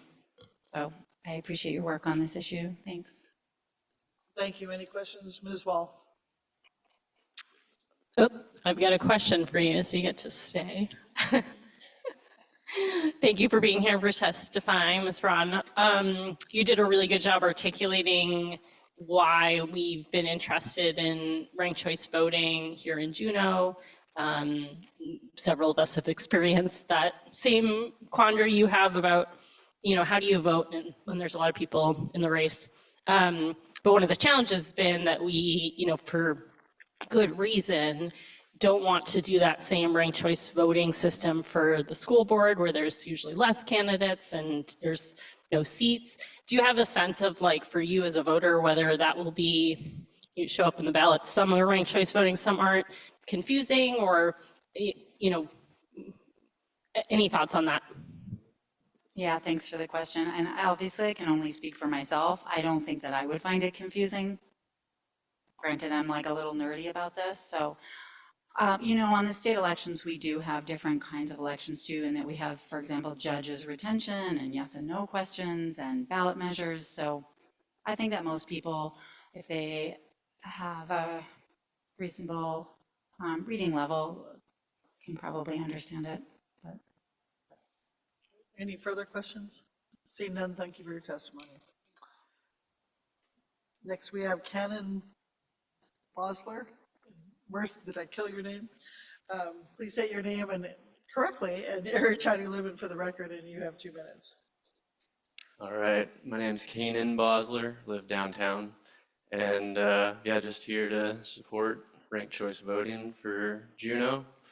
I just think that it's a pretty clear advancement in the evolution of democratic voting and makes a lot of sense on all levels of democracy. So I think that we should definitely be aware that you know, there's going to be an effort statewide to remove ranked choice voting, which is a system that has already proved itself to work and to be beneficial. And having our state capital adopt ranked choice voting would go a long way towards promoting the effort of making this better form of voting more permanent. So that's all I got to say on that. Thank you. Any questions for Mr. Bosler? Thank you for your testimony tonight. Okay, that's the end of public comments, so we'll go to the assembly. Mr. Bryson. Thank you, Madam Mayor. I move that the Assembly set this ordinance for a public hearing at the November 3rd, 2025 regular Assembly meeting and set it for final action that evening. And I ask for unanimous consent. Any objection? Seeing none, so moved. Item number 3, Madam Clerk. Thank you, Madam Mayor.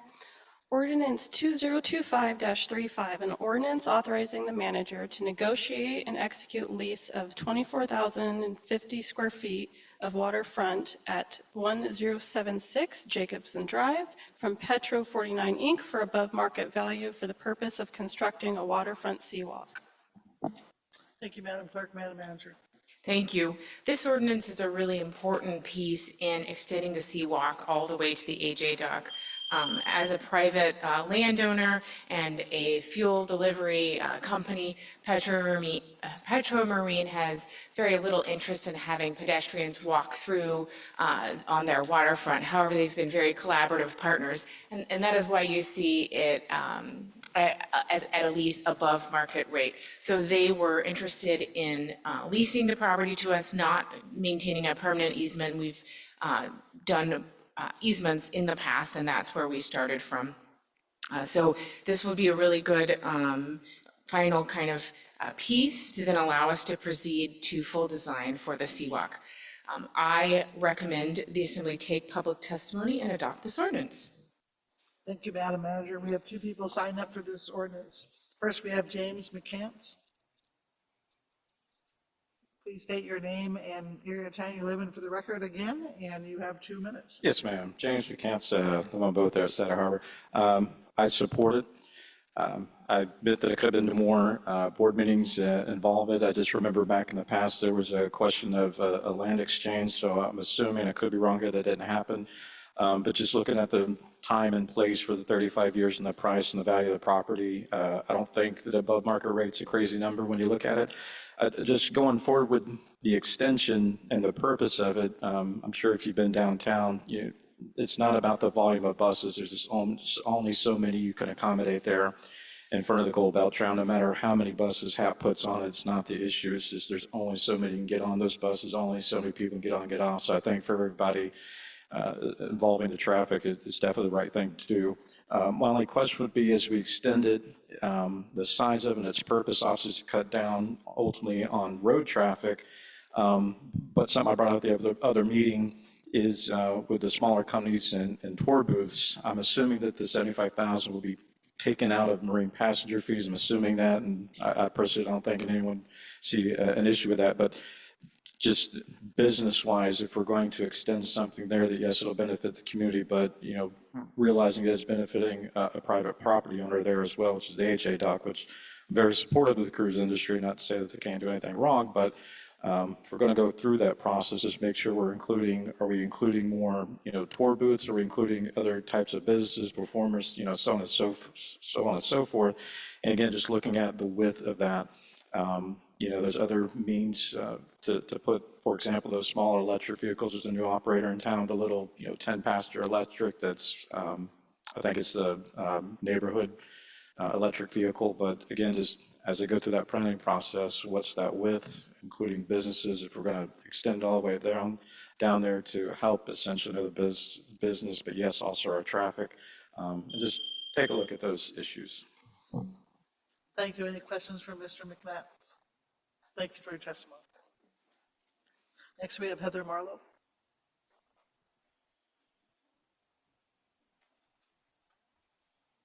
Please state your name and area of town you live in for the record, and you have 2 minutes. Thank you. Heather Marlowe, I live in Hawk Bay, and I wanted to say a couple things about this. In our purpose, we have to create public space and mitigate congestion to fulfill the waterfront plan. And then on the other hand, we have testimony that we're helping out the cruise ship dock that's under private ownership to make capacity for them. That's their charge, that's their dock, that's their ship, and they can find their own capacity.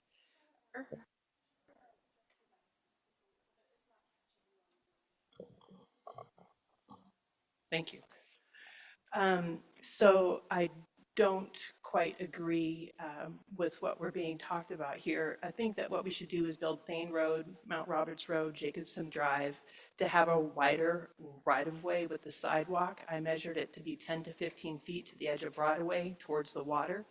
This would allow more space and capacity for pedestrians, keep the long-term vision of extending the seawalk to the rock dump as a long-term vision. We're not there yet. If we want to move a cruise ship to where the barge line is now and size it properly, that's another thing, and we can talk about doing the seawalk extension at that point when there's true demand for it. But the one existing ship at the rock dump and the ship that's outsized the land at the tram area does not justify the expense of the seawalk or the lease at this time. So my request is to build out the right-of-way, keep the long-term vision of the seawalk to the rock dump. If you get another cruise ship and you have true demand at the rock dump, we can fulfill the vision later. We do not need that expense now. Thank you. Thank you. Any questions for Ms. Marlowe? Seeing none, thank you for your testimony. With that, we'll bring it back to the assembly. Ms. Hughes Candies. Thank you, Madam Mayor. Question for Madam Manager about to start. For the above market value lease within the ordinance itself, I think the language is used well above market value. And then I have a number here that's the estimated value of the tidelands. Is there an estimated value, like if this were a CBJ thing and we're following market value for an annual lease? Or could you speak about those two numbers and the relationship between them? Ms. Kester. So no, there's not a number that would approximate what the lease value would be for that property if, CBJ were leasing those tidelands. The kind of way we got to that number was in the way we got to the $75,000 a year number was in previous negotiations. We often, with private landowners that maybe don't have a business interest or it would greatly impede their operations, we have volunteered to go in together on certain project elements. A great example that you've probably all heard about is the fish pump for Taku Fisheries, right? They were like, we don't really want a seawalk because we have a lot of business going across this. And you notice the forklifts, going back and forth. And our agreement was, well, we'll pay for this fish pump, make your operations, easier, and extend the seawalk. And so we had a similar negotiation with Petra Marine when we were looking at acquiring an easement, and that was helping with a retaining wall that cost about $2 to $3 million. Petro decided that they did not want to give us an easement, a permanent easement. They wanted to do a lease. So we we landed on 35 years because that's the term of the leases that CDJ uses, and that value of $75,000 a year is roughly net present value between that that $2 and $3 million. So that's how we, through multiple negotiations back and forth, got to the $75,000 a year number. I would say it has very little to do with the actual appraised value of the property. Follow up to that language then, the well above, that is just the sort of to highlight that it is above market value and not just by a little bit because the actual value of the tidelands themselves is not appraised very highly. Is that a correct way to read it? Madam Manager. Yeah, correct. We wanted to, the assembly can allow us to lease property for above market value. We just wanted to be transparent in this ordinance that this is definitely above market value and needs that assembly approval. Okay, thank you. Any further questions, Ms. Wall? Thank you, Madam Mayor. Just following on that, and is it a condition that they make those improvements, or that's something that wouldn't, we wouldn't move forward in the project if they don't, or is there a chance that they don't make those improvements, they just bring in that additional revenue? Madam Manager. So our improvements are, the seawalk is not contingent on Petro Marine's improvements. However, they do have a planned project to replace the dock there and do some infrastructure improvements. But the design has changed with that retaining wall. They're changing their plans to absorb more of their uplands to not have to do the retaining wall. So that piece of the project is no longer necessary, but our use of the tidelands for our use of their property for the seawalk does not depend on their project. However, we do need to design it with theirs in mind, and they will move to construction before we will be able to, most likely.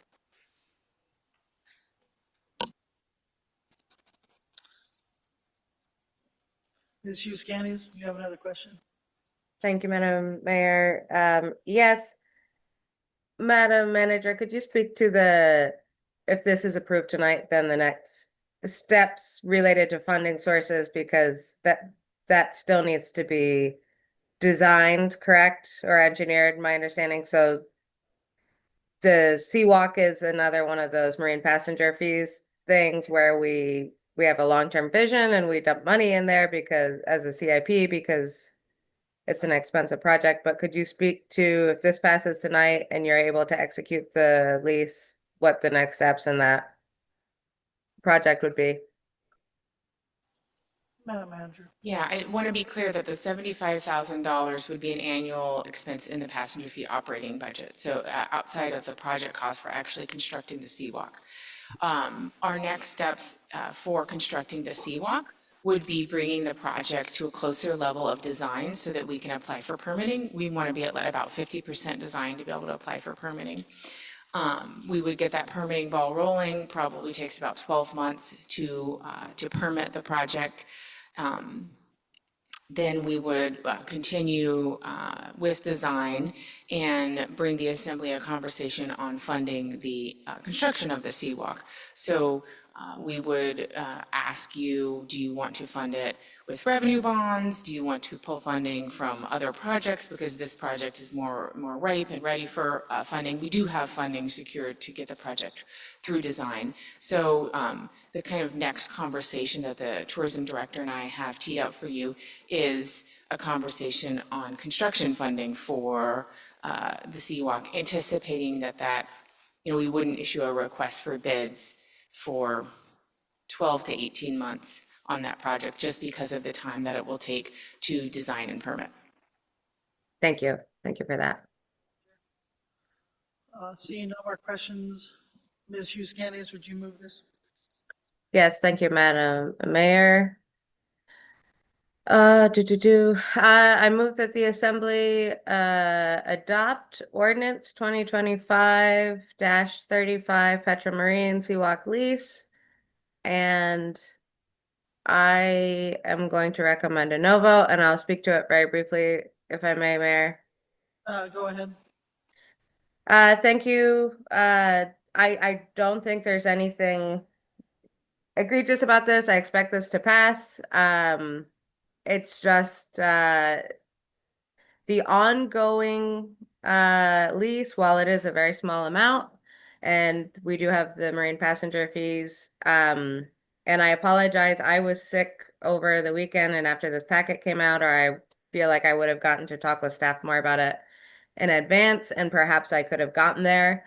But at this point, that is just like, for me, it's a safer thing to say, no, I'm not convinced at this point. It sounds like there's been negotiations in good faith, but just a lot of moving pieces for us as a city right now, and I'm not convinced at this point. Like I said, partly due to my own inability to get some of those follow-up questions further asked. So with that, I will maintain an objection. Thank you. Any further objection or anybody want to speak in favor of this? Ms. Wall.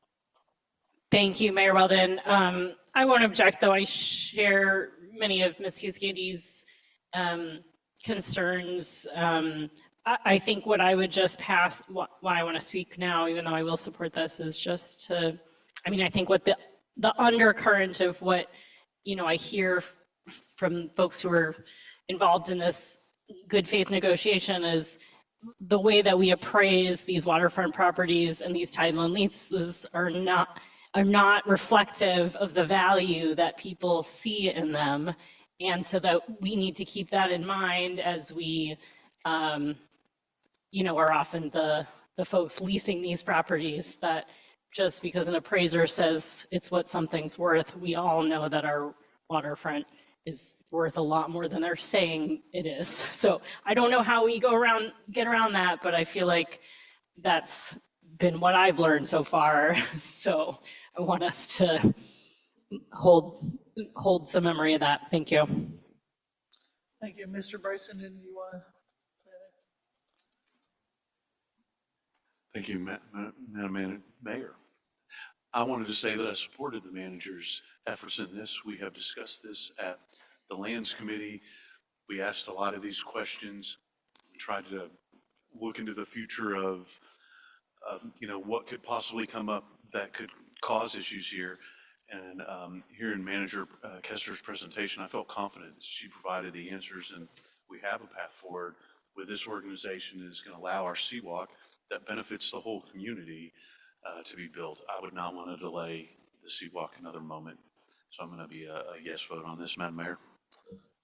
Thank you, Mr. Bryson. Seeing no further comment, I would also support this ordinance for the same reasons Mr. Bryson said. It's been a long time negotiation, and I think we have a fair deal going. So with that, Madam Clerk, we have a motion with objection. Please call roll. Thank you, Madam Mayor. For ordinance 2025-35, an ordinance authorizing the manager to negotiate and execute lease of 24,050 square feet of waterfront at 1076 Jacobson Drive from Petro 49 Inc. And a recommendation for a no vote. Ms. Hughes-Gandy. Apologies, Madam Clerk. In the past, people have signaled that when they're in the awkward position of moving the ordinance and voting no. But based on your phraseology, my no vote will indicate, you know, I fully expect everyone else to vote yes, but I haven't heard that phrase that way before a call to vote. So could you clarify? Ms. Hughes-Gandy will correct that, so you don't put a no vote in there. You just read the motion. Mr. Bryson. You need to read the motion again because we had that. So Oh. read the motion again.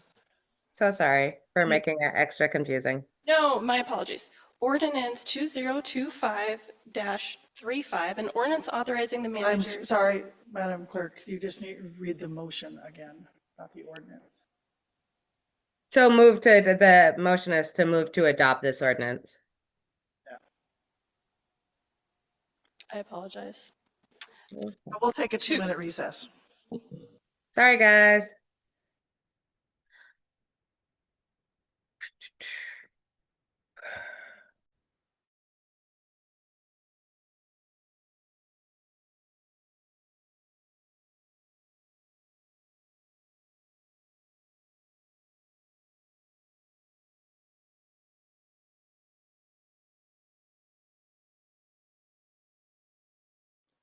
For the motion to adopt ordinance 2025-35, an ordinance authorizing the manager to negotiate and execute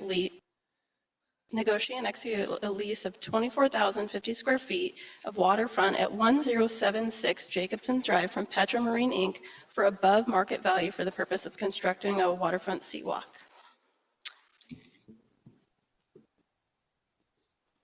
Ms. Hughes Candies. No. Mr. Bryson. Yes. Ms. Wall. Yes. Mr. Kelly. Yes. Ms. Adkisson. Yes. Mr. Steininger. Yes. Ms. Hall. Yes. Madam Mayor. Yes. And for the record, I'm going to repeat that because I heard the recording in progress. This was a motion to adopt ordinance 2025-35. We had 7 yeas and 1 nays. Thank you, Madam Clerk. So the motion passes. With that, we have item number 4, Madam Clerk. Thank you, Madam Mayor. Ordinance 2025-36, an ordinance authorizing the manager to negotiate and execute a lease of approximately 1.25 acres located between the Juneau Arts and Culture Center and Centennial Hall to the state of Alaska for employee parking. Thank you, Madam Clerk. Madam Manager. Thank you. We have a number of leases with the state of Alaska for parking. This particular lease expires this year. It's for parking adjacent to Centennial Hall, and this ordinance reauthorizes that lease for a maximum of 10 years at $138,800 a year. I recommend the Assembly take public testimony and adopt this ordinance. Thank you, Madam Manager. We have nobody signed up to testify on this, so we will move it to the Assembly. Ms. Wall. Thank you, Madam Mayor. I move the Assembly approve ordinance 2025-36 and ask for unanimous consent. Any objection? I've lost Alicia. I can't see Alicia. No objection. All right, thank you. Mr. Kelly. Thank you. No objection. Being that I am a state employee and actually parked in this parking lot this morning, I just wanted to speak that I did speak to the attorney about this. She does not see a conflict. I remove my objection.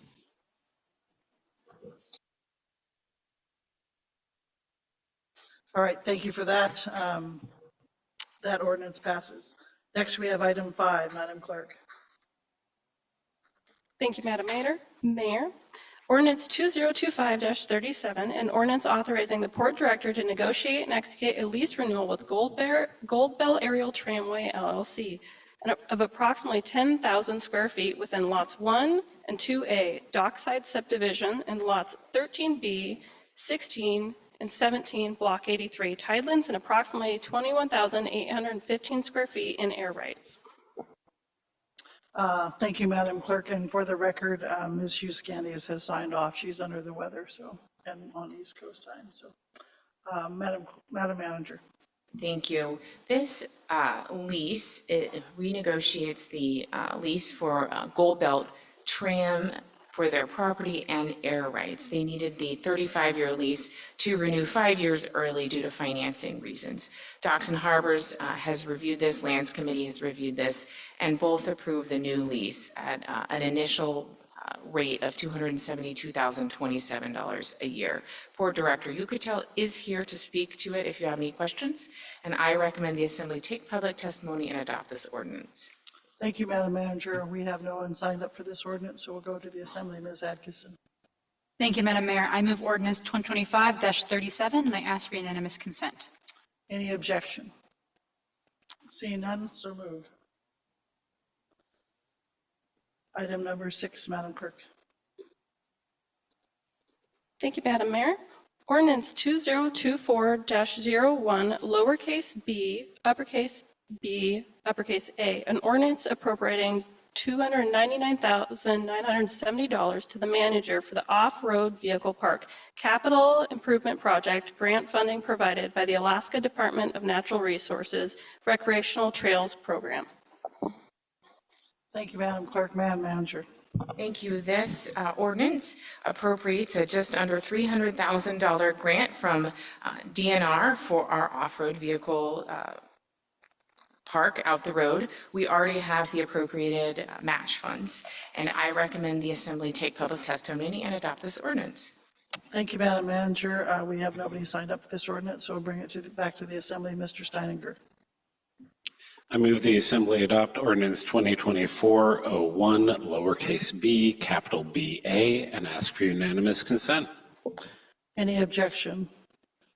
Seeing none, that ordinance passes. Item 7, Madam Clerk. Thank you, Madam Mayor. Ordinance 2025-01, lowercase b, uppercase e, an ordinance transferring $3,500,000 from CIP H51-113 Waterfront Seawalk to P41-105 Marine Park Improvements. Thank you, Madam Clerk. Madam Manager. So this ordinance transfers $3.5 million out of the CWAC CIP. However, sufficient funds remain in the CWAC CIP to finish design of the CWAC, as we previously talked about this evening. The reason why we need this $3.5 million is because this park project, which has been in design for quite some time through lots of public process, lots of public meetings, back in, when I was still engineering and public works director, so like 3 years ago, the public process started on this, is that at 30% design, it was a $6.5 million project. Now at 100% design, it's $10.5 million. And so we need this appropriation to be able to have enough money in the CIP account to issue the request for bids, which we would be issuing next week.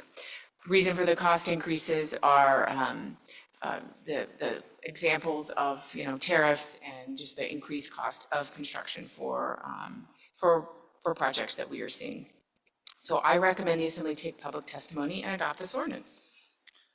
Thank you, Madam Manager. We do have someone, Ms. Marlowe, signed up for this ordinance. So Ms. Marlowe, please state your name and area of town you live in for the record, and you have 2 minutes. Hello, Heather Marlowe in Ockpay. And my request is about this project in general, and in particular, it has to do with the boundaries of this project. I don't think this project is large enough. I think that you need to look to include the Merchants Wharf property, looking to rework the wharf area in portions if you can't get to it all in one project. The first thing that I would look to do is there is a single-story portion of the building. It is not structurally integrated with the 2-story portion of the building. So can we look to acquire, can we look to expand the CBJ's footprint in the single-story portion of the building as well? I've previously testified that there is an opportunity to improve circulation with the Seadrome site that the Assembly and Docks and Harbors is working on. In particular, that would be the pedestrian flow and an anticipation of a Seawalk extension, which to me is the priority. We see that we've had downtown fires. We've seen that we've had thunderstorm or something came through and you pushed a vessel off the face of the dock. We have reasons that we might want to do some sort of evacuation of South Franklin Street, and quite honestly, the Seawalk itself is the evacuation route. So to expand that routing and once again to think about the long-term vision of the waterfront plan through there, I think this is really the priority to spend money on. spending money at the other end, which I just testified on, is really not the priority, although it's nice to be opportunistic when we have the chance, and it's always nice to have a future vision of where we might go and that type of thing. We have congestion in this area, and this project should be expanded, and I think some of the priorities should be reworked, and particularly in the wharf building area. Thank you, Ms. Marlowe. Any questions? Seeing none, thank you for your testimony tonight. So with that, we will bring it back to the assembly. Ms. Hall. I move the Assembly adopt ordinance 2025-01, lowercase b, uppercase e, and ask for unanimous consent. Any objection? Mr. Bryson, I'm going to object for purposes of an amendment, so I'm going to hand you the gavel. Madam Mayor. Thank you. I just can't get over this price tag, and so for that, my amendment would be that we send this back to the Public Works and Facilities Committee to see if we can get that price tag down a little bit. It's just, if you've seen the design, it's not a heck of a lot different than what we have, except for the grassy hill is gone. So for that, it seems like it's just a huge price tag for this project. So that's my amendment, is to send it back to Public Works. You've heard Madam Mayor's amendment to go to Public Works. Are there any objections to that amendment? Seeing none, that, oh, sorry, Mr. Kelly, I didn't see you. Are you objecting to that amendment, Mr. Kelly? Just for purposes of a question to the maker of the amendment. Go ahead, Mr. Kelly. Would you have a particular price tag in mind at this point, or do you think you might attend that Public Works and Facilities Committee and be able to share it then?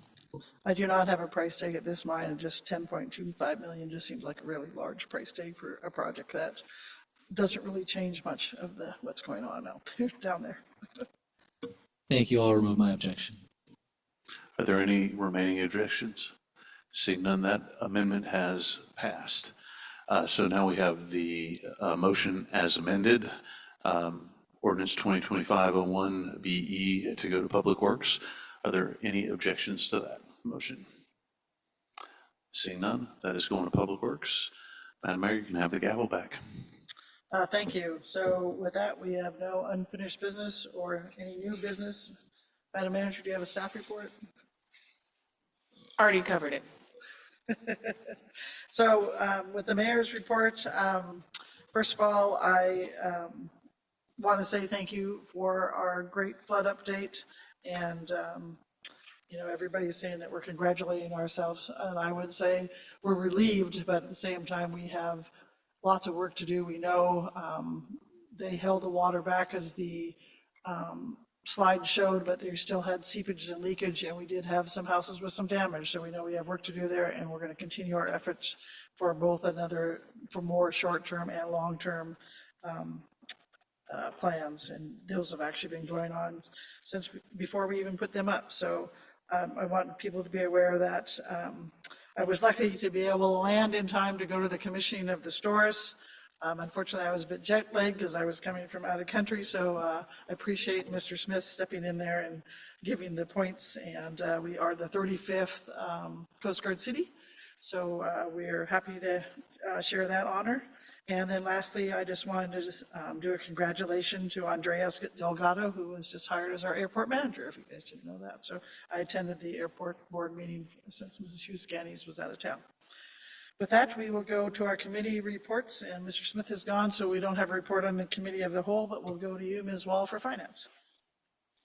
Thank you, Madam Mayor. At our last Finance Committee meeting, we talked about Eagle Crest and getting them on the pay scale, city pay scale. Maybe Mr. Steininger will have an update for us on what Eagle Crest did with that. And we talked about our goals for finance, and I'm meeting with finance staff tomorrow to plan out our next meeting. So we're not quite sure what we'll be talking about yet, but definitely, you know, talking about exemptions is kind of where folks were interested in taking that discussion. Maybe some more Eagle Crest conversation as well. So we'll see what we put on the agenda. That's about all I got.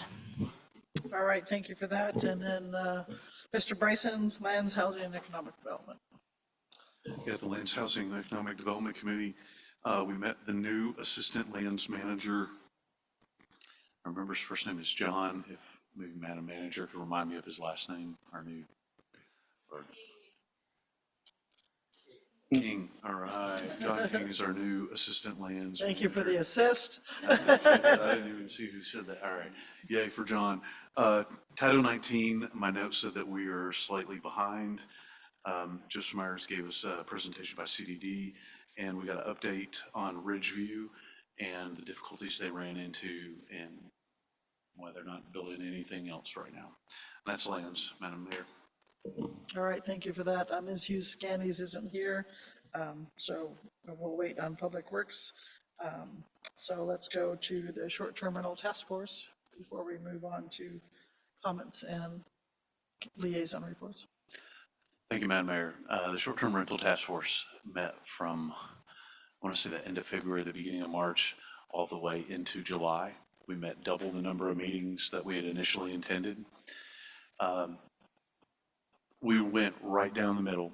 Every vote was either a 5-5 vote, a 6-5 vote, a 4-5 vote, and the votes varied depending on the makeup of the group. We had a task force of 11 members, and so sometimes there were 9 of us there, sometimes there were 10 of us there, and every vote, every topic was split in a different way.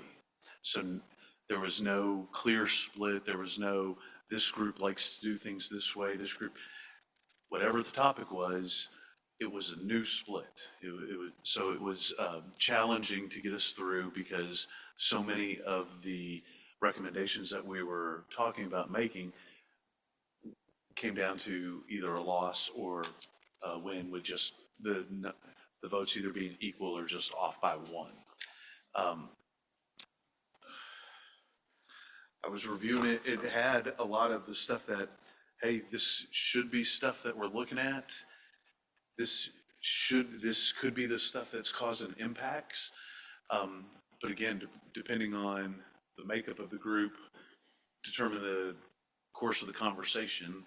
And so while we had some great successes, marketplace facilitators, Turo, Airbnb, VRBO, they collect and remit CVJ sales tax on 100% of the transaction. Hands down the biggest victory. That means that we're not going to go chasing Airbnb operators or Turo operators for sales tax. We got that component fixed. We have talked about some potential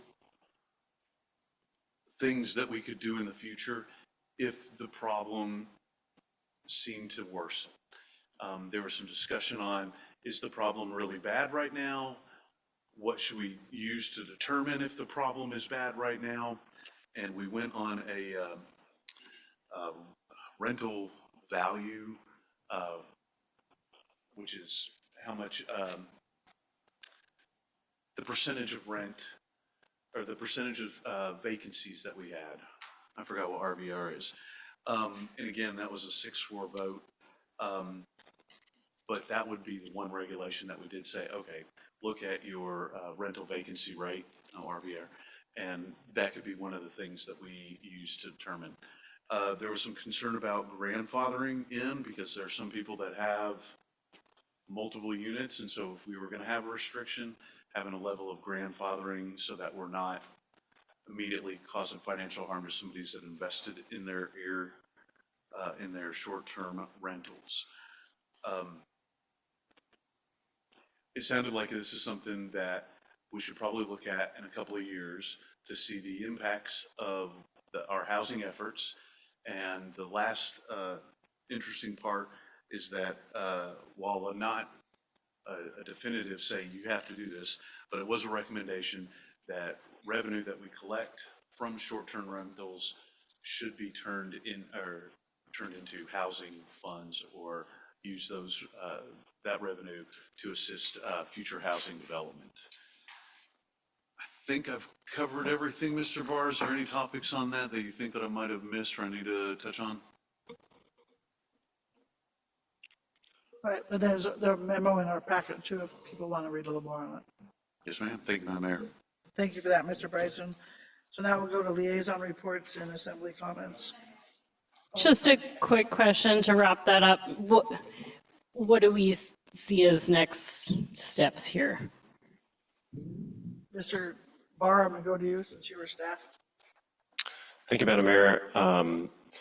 I guess one thing I will note for you is that is highlighted on page 1 as the accomplishment of the short-term rental task force is, as Mr. Bryson mentioned, the marketplace facilitators ordinance requiring the collection or remission of sales tax. My hope is that that work will provide better data for the assembly, for the community to understand the market more holistically than we're able to understand it right now. I would just caution, I would just offer a note of caution that while the Assembly has passed the necessary legislation to enable that work to do, and while staff has started to execute that legislation, I do see that it is probable that we will need a legal assist to require some of those marketplace facilitators to follow the Assembly's intent in that legislation. So I just offer that note of caution because I think there might be a delay with some of our marketplace facilitators that are hard to communicate with. And then as far as other next steps go, I think that really is a question of the will of the body as to whether or not the body is interested in one of the two or both of the two regulatory options that narrowly passed the short-term rental task force, right? Those two being considering instituting a fee for short-term rental permits. Those permits are currently free, that would be based on CBJ costs. Considering an increased fee for folks or businesses with more than one short-term rental, and then the second category being to consider a cap on the number of short-term rentals permittable per person or entity if you determine based on the rental vacancy rate or a different factor, if you choose to use a different factor, that short-term rentals are deleteriously impacting the housing market. Ms. Wall. Just a quick comment. I don't want to take a vote here with missing members, but I'll be bringing this to our deputy mayor as something that I would like to talk about on the cow. And if he doesn't agree, then I'll bring it back to a vote, but hoping that we continue this conversation. That sounds fine. We could bring it to account. It sounds like we have a couple ordinances that are going to be drafted anyway. So, Mr. Steininger.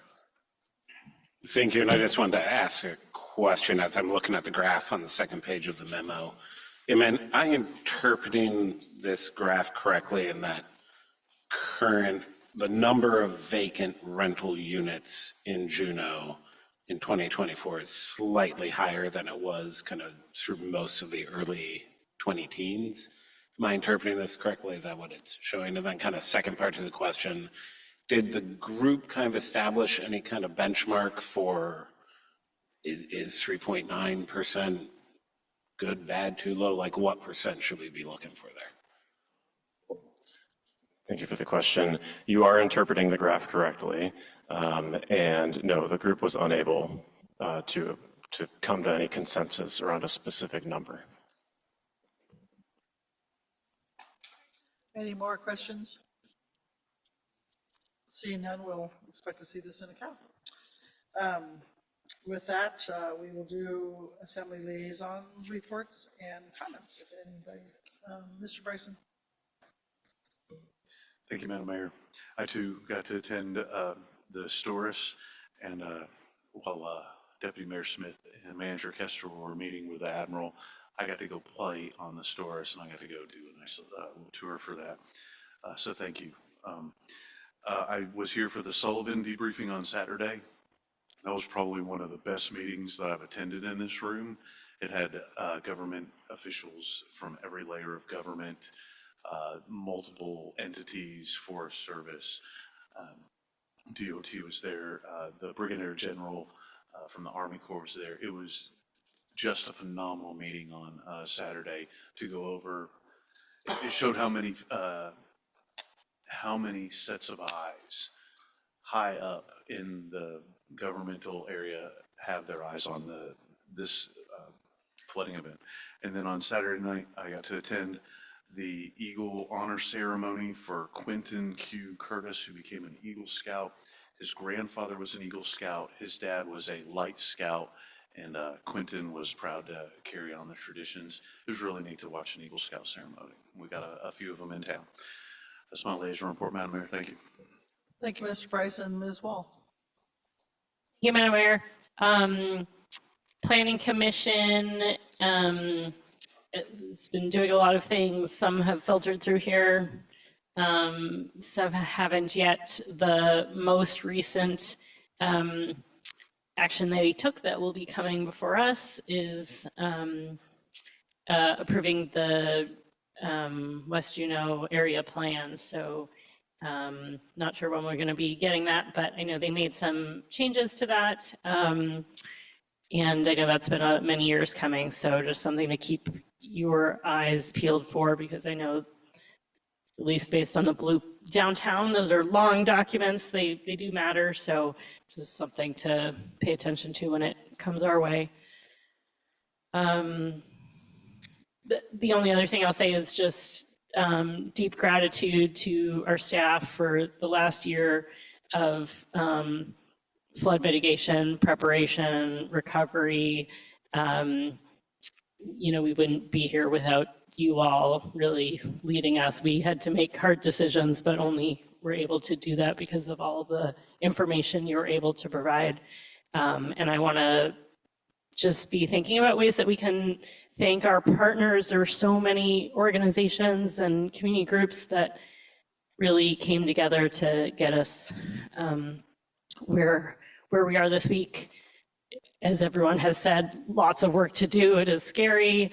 What will continue to come, but to me, that makes it even more important that we thank each other, our partners in the community, and figure out ways to celebrate them for the work they do. Thank you. Ms. Atkinson. Thank you. I have no liaison reports at the moment, and part of that reason is because Chamber was delayed due to the flood. So I do want to say, though, that they knew the flood was coming and they were prepared to delay and keep people safe. And that's because of the incredible work with city staff and all of our amazing partners, and having got to see sort of some of the preparatory volunteer work up close. I got to say it was a very well-run, well-oiled machine, and I know that takes a lot of work behind the scenes to spin that kind of operation up. So really thanks to you guys and everyone who worked hard to get that going. And like we've all said, we've got a lot of work to do, but I think the coordination and work that was displayed during this flood is a really good indicator that we're ready to do that work. So thank you all for doing that and keeping people safe. Thank you, Ms. Atkinson. Mr. Steininger. So the evening after we had our last Finance Committee meeting where we discussed the pay plan for Eagle Crest board met. I'll say there were, some members that, through their HR committee had been a little more briefed on the subject, but for several other board members, that was the first kind of in-depth discussion that they had on the pros and cons and the implications of potentially adopting the city's pay plans and moving their employees over. And so there wasn't any kind of, there's no report back of a direction or recommendation yet from the board, but they're, taking it very seriously, those kind of pros and cons of what was laid out to us at that Finance Committee meeting. So it was a very productive and robust discussion in that board meeting. Parks and Rec also met. They discussed a potential extension to the disc golf course on Douglas in the Treadwell area, and received a lot of public comment about striping for pickleball that was supposed to happen and has kind of gotten delayed a little bit, is my understanding.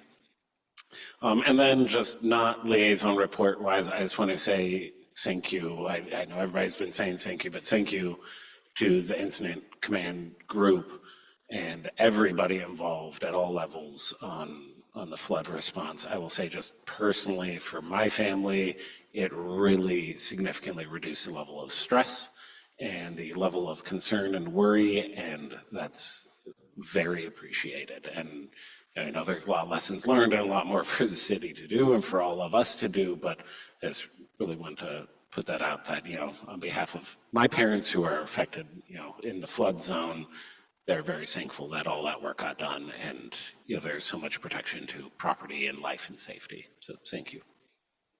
Thank you, Mr. Steininger. Ms. Hall. And thank you.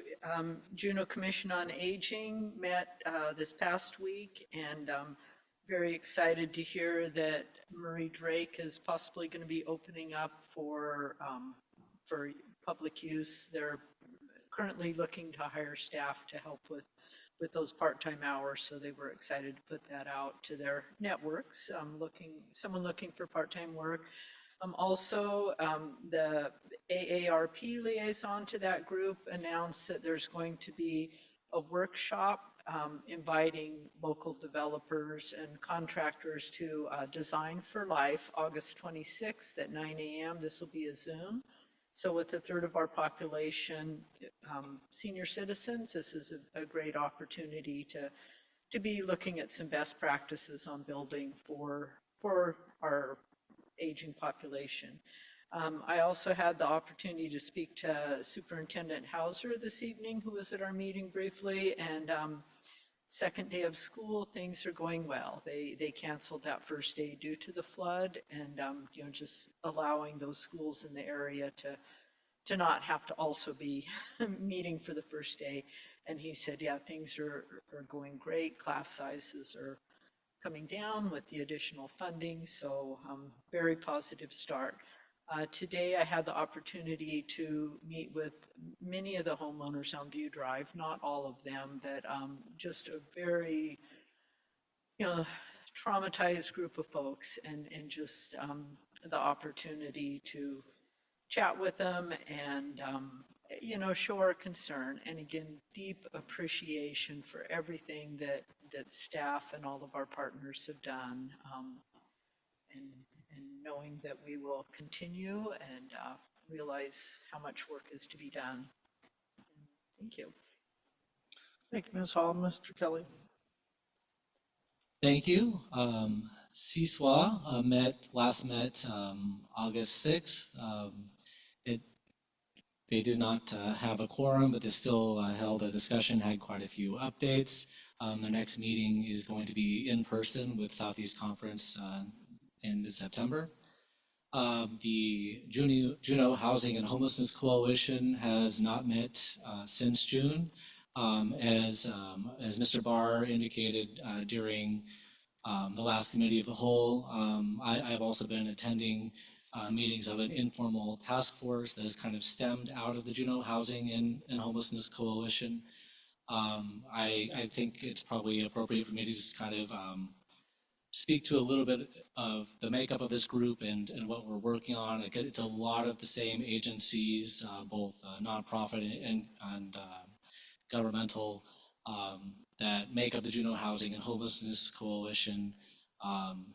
Whereas the Juneau Housing and Homelessness Coalition has been focused a lot on updates and keeping up to date and coordination, what I'm seeing coming out of this informal task force is a real focus on specific issues, trying to facilitate treatment for people who are homeless and looking for it, ideas on how to work with people who don't want help, and alternatives to our dispersed camping. I think I've been much happier with the work that I've seen coming out of this committee. I think all of these agencies who are involved in both groups are very committed to their mission, but they're also very overworked. And so I really want to thank them for putting in this extra time that they're putting into really tackling these issues. My other liaison assignment is Travel Juneau, which meets quarterly and hasn't met recently. Similar to most of the people here, I think we're really in a position to offer a big thank you to everybody involved. It really was a Herculean task between, and it went all the way down from the ordinary citizen and some heroic efforts there, all the way up to the federal government, to tribal government, state government, and of course, all of the work that we put in here on the assembly and that our staff put in with the city. A lot of homes were saved, and while I don't feel like I'm celebrating, I think it's good to acknowledge that all of this work did help quite a few people, and the work's not over.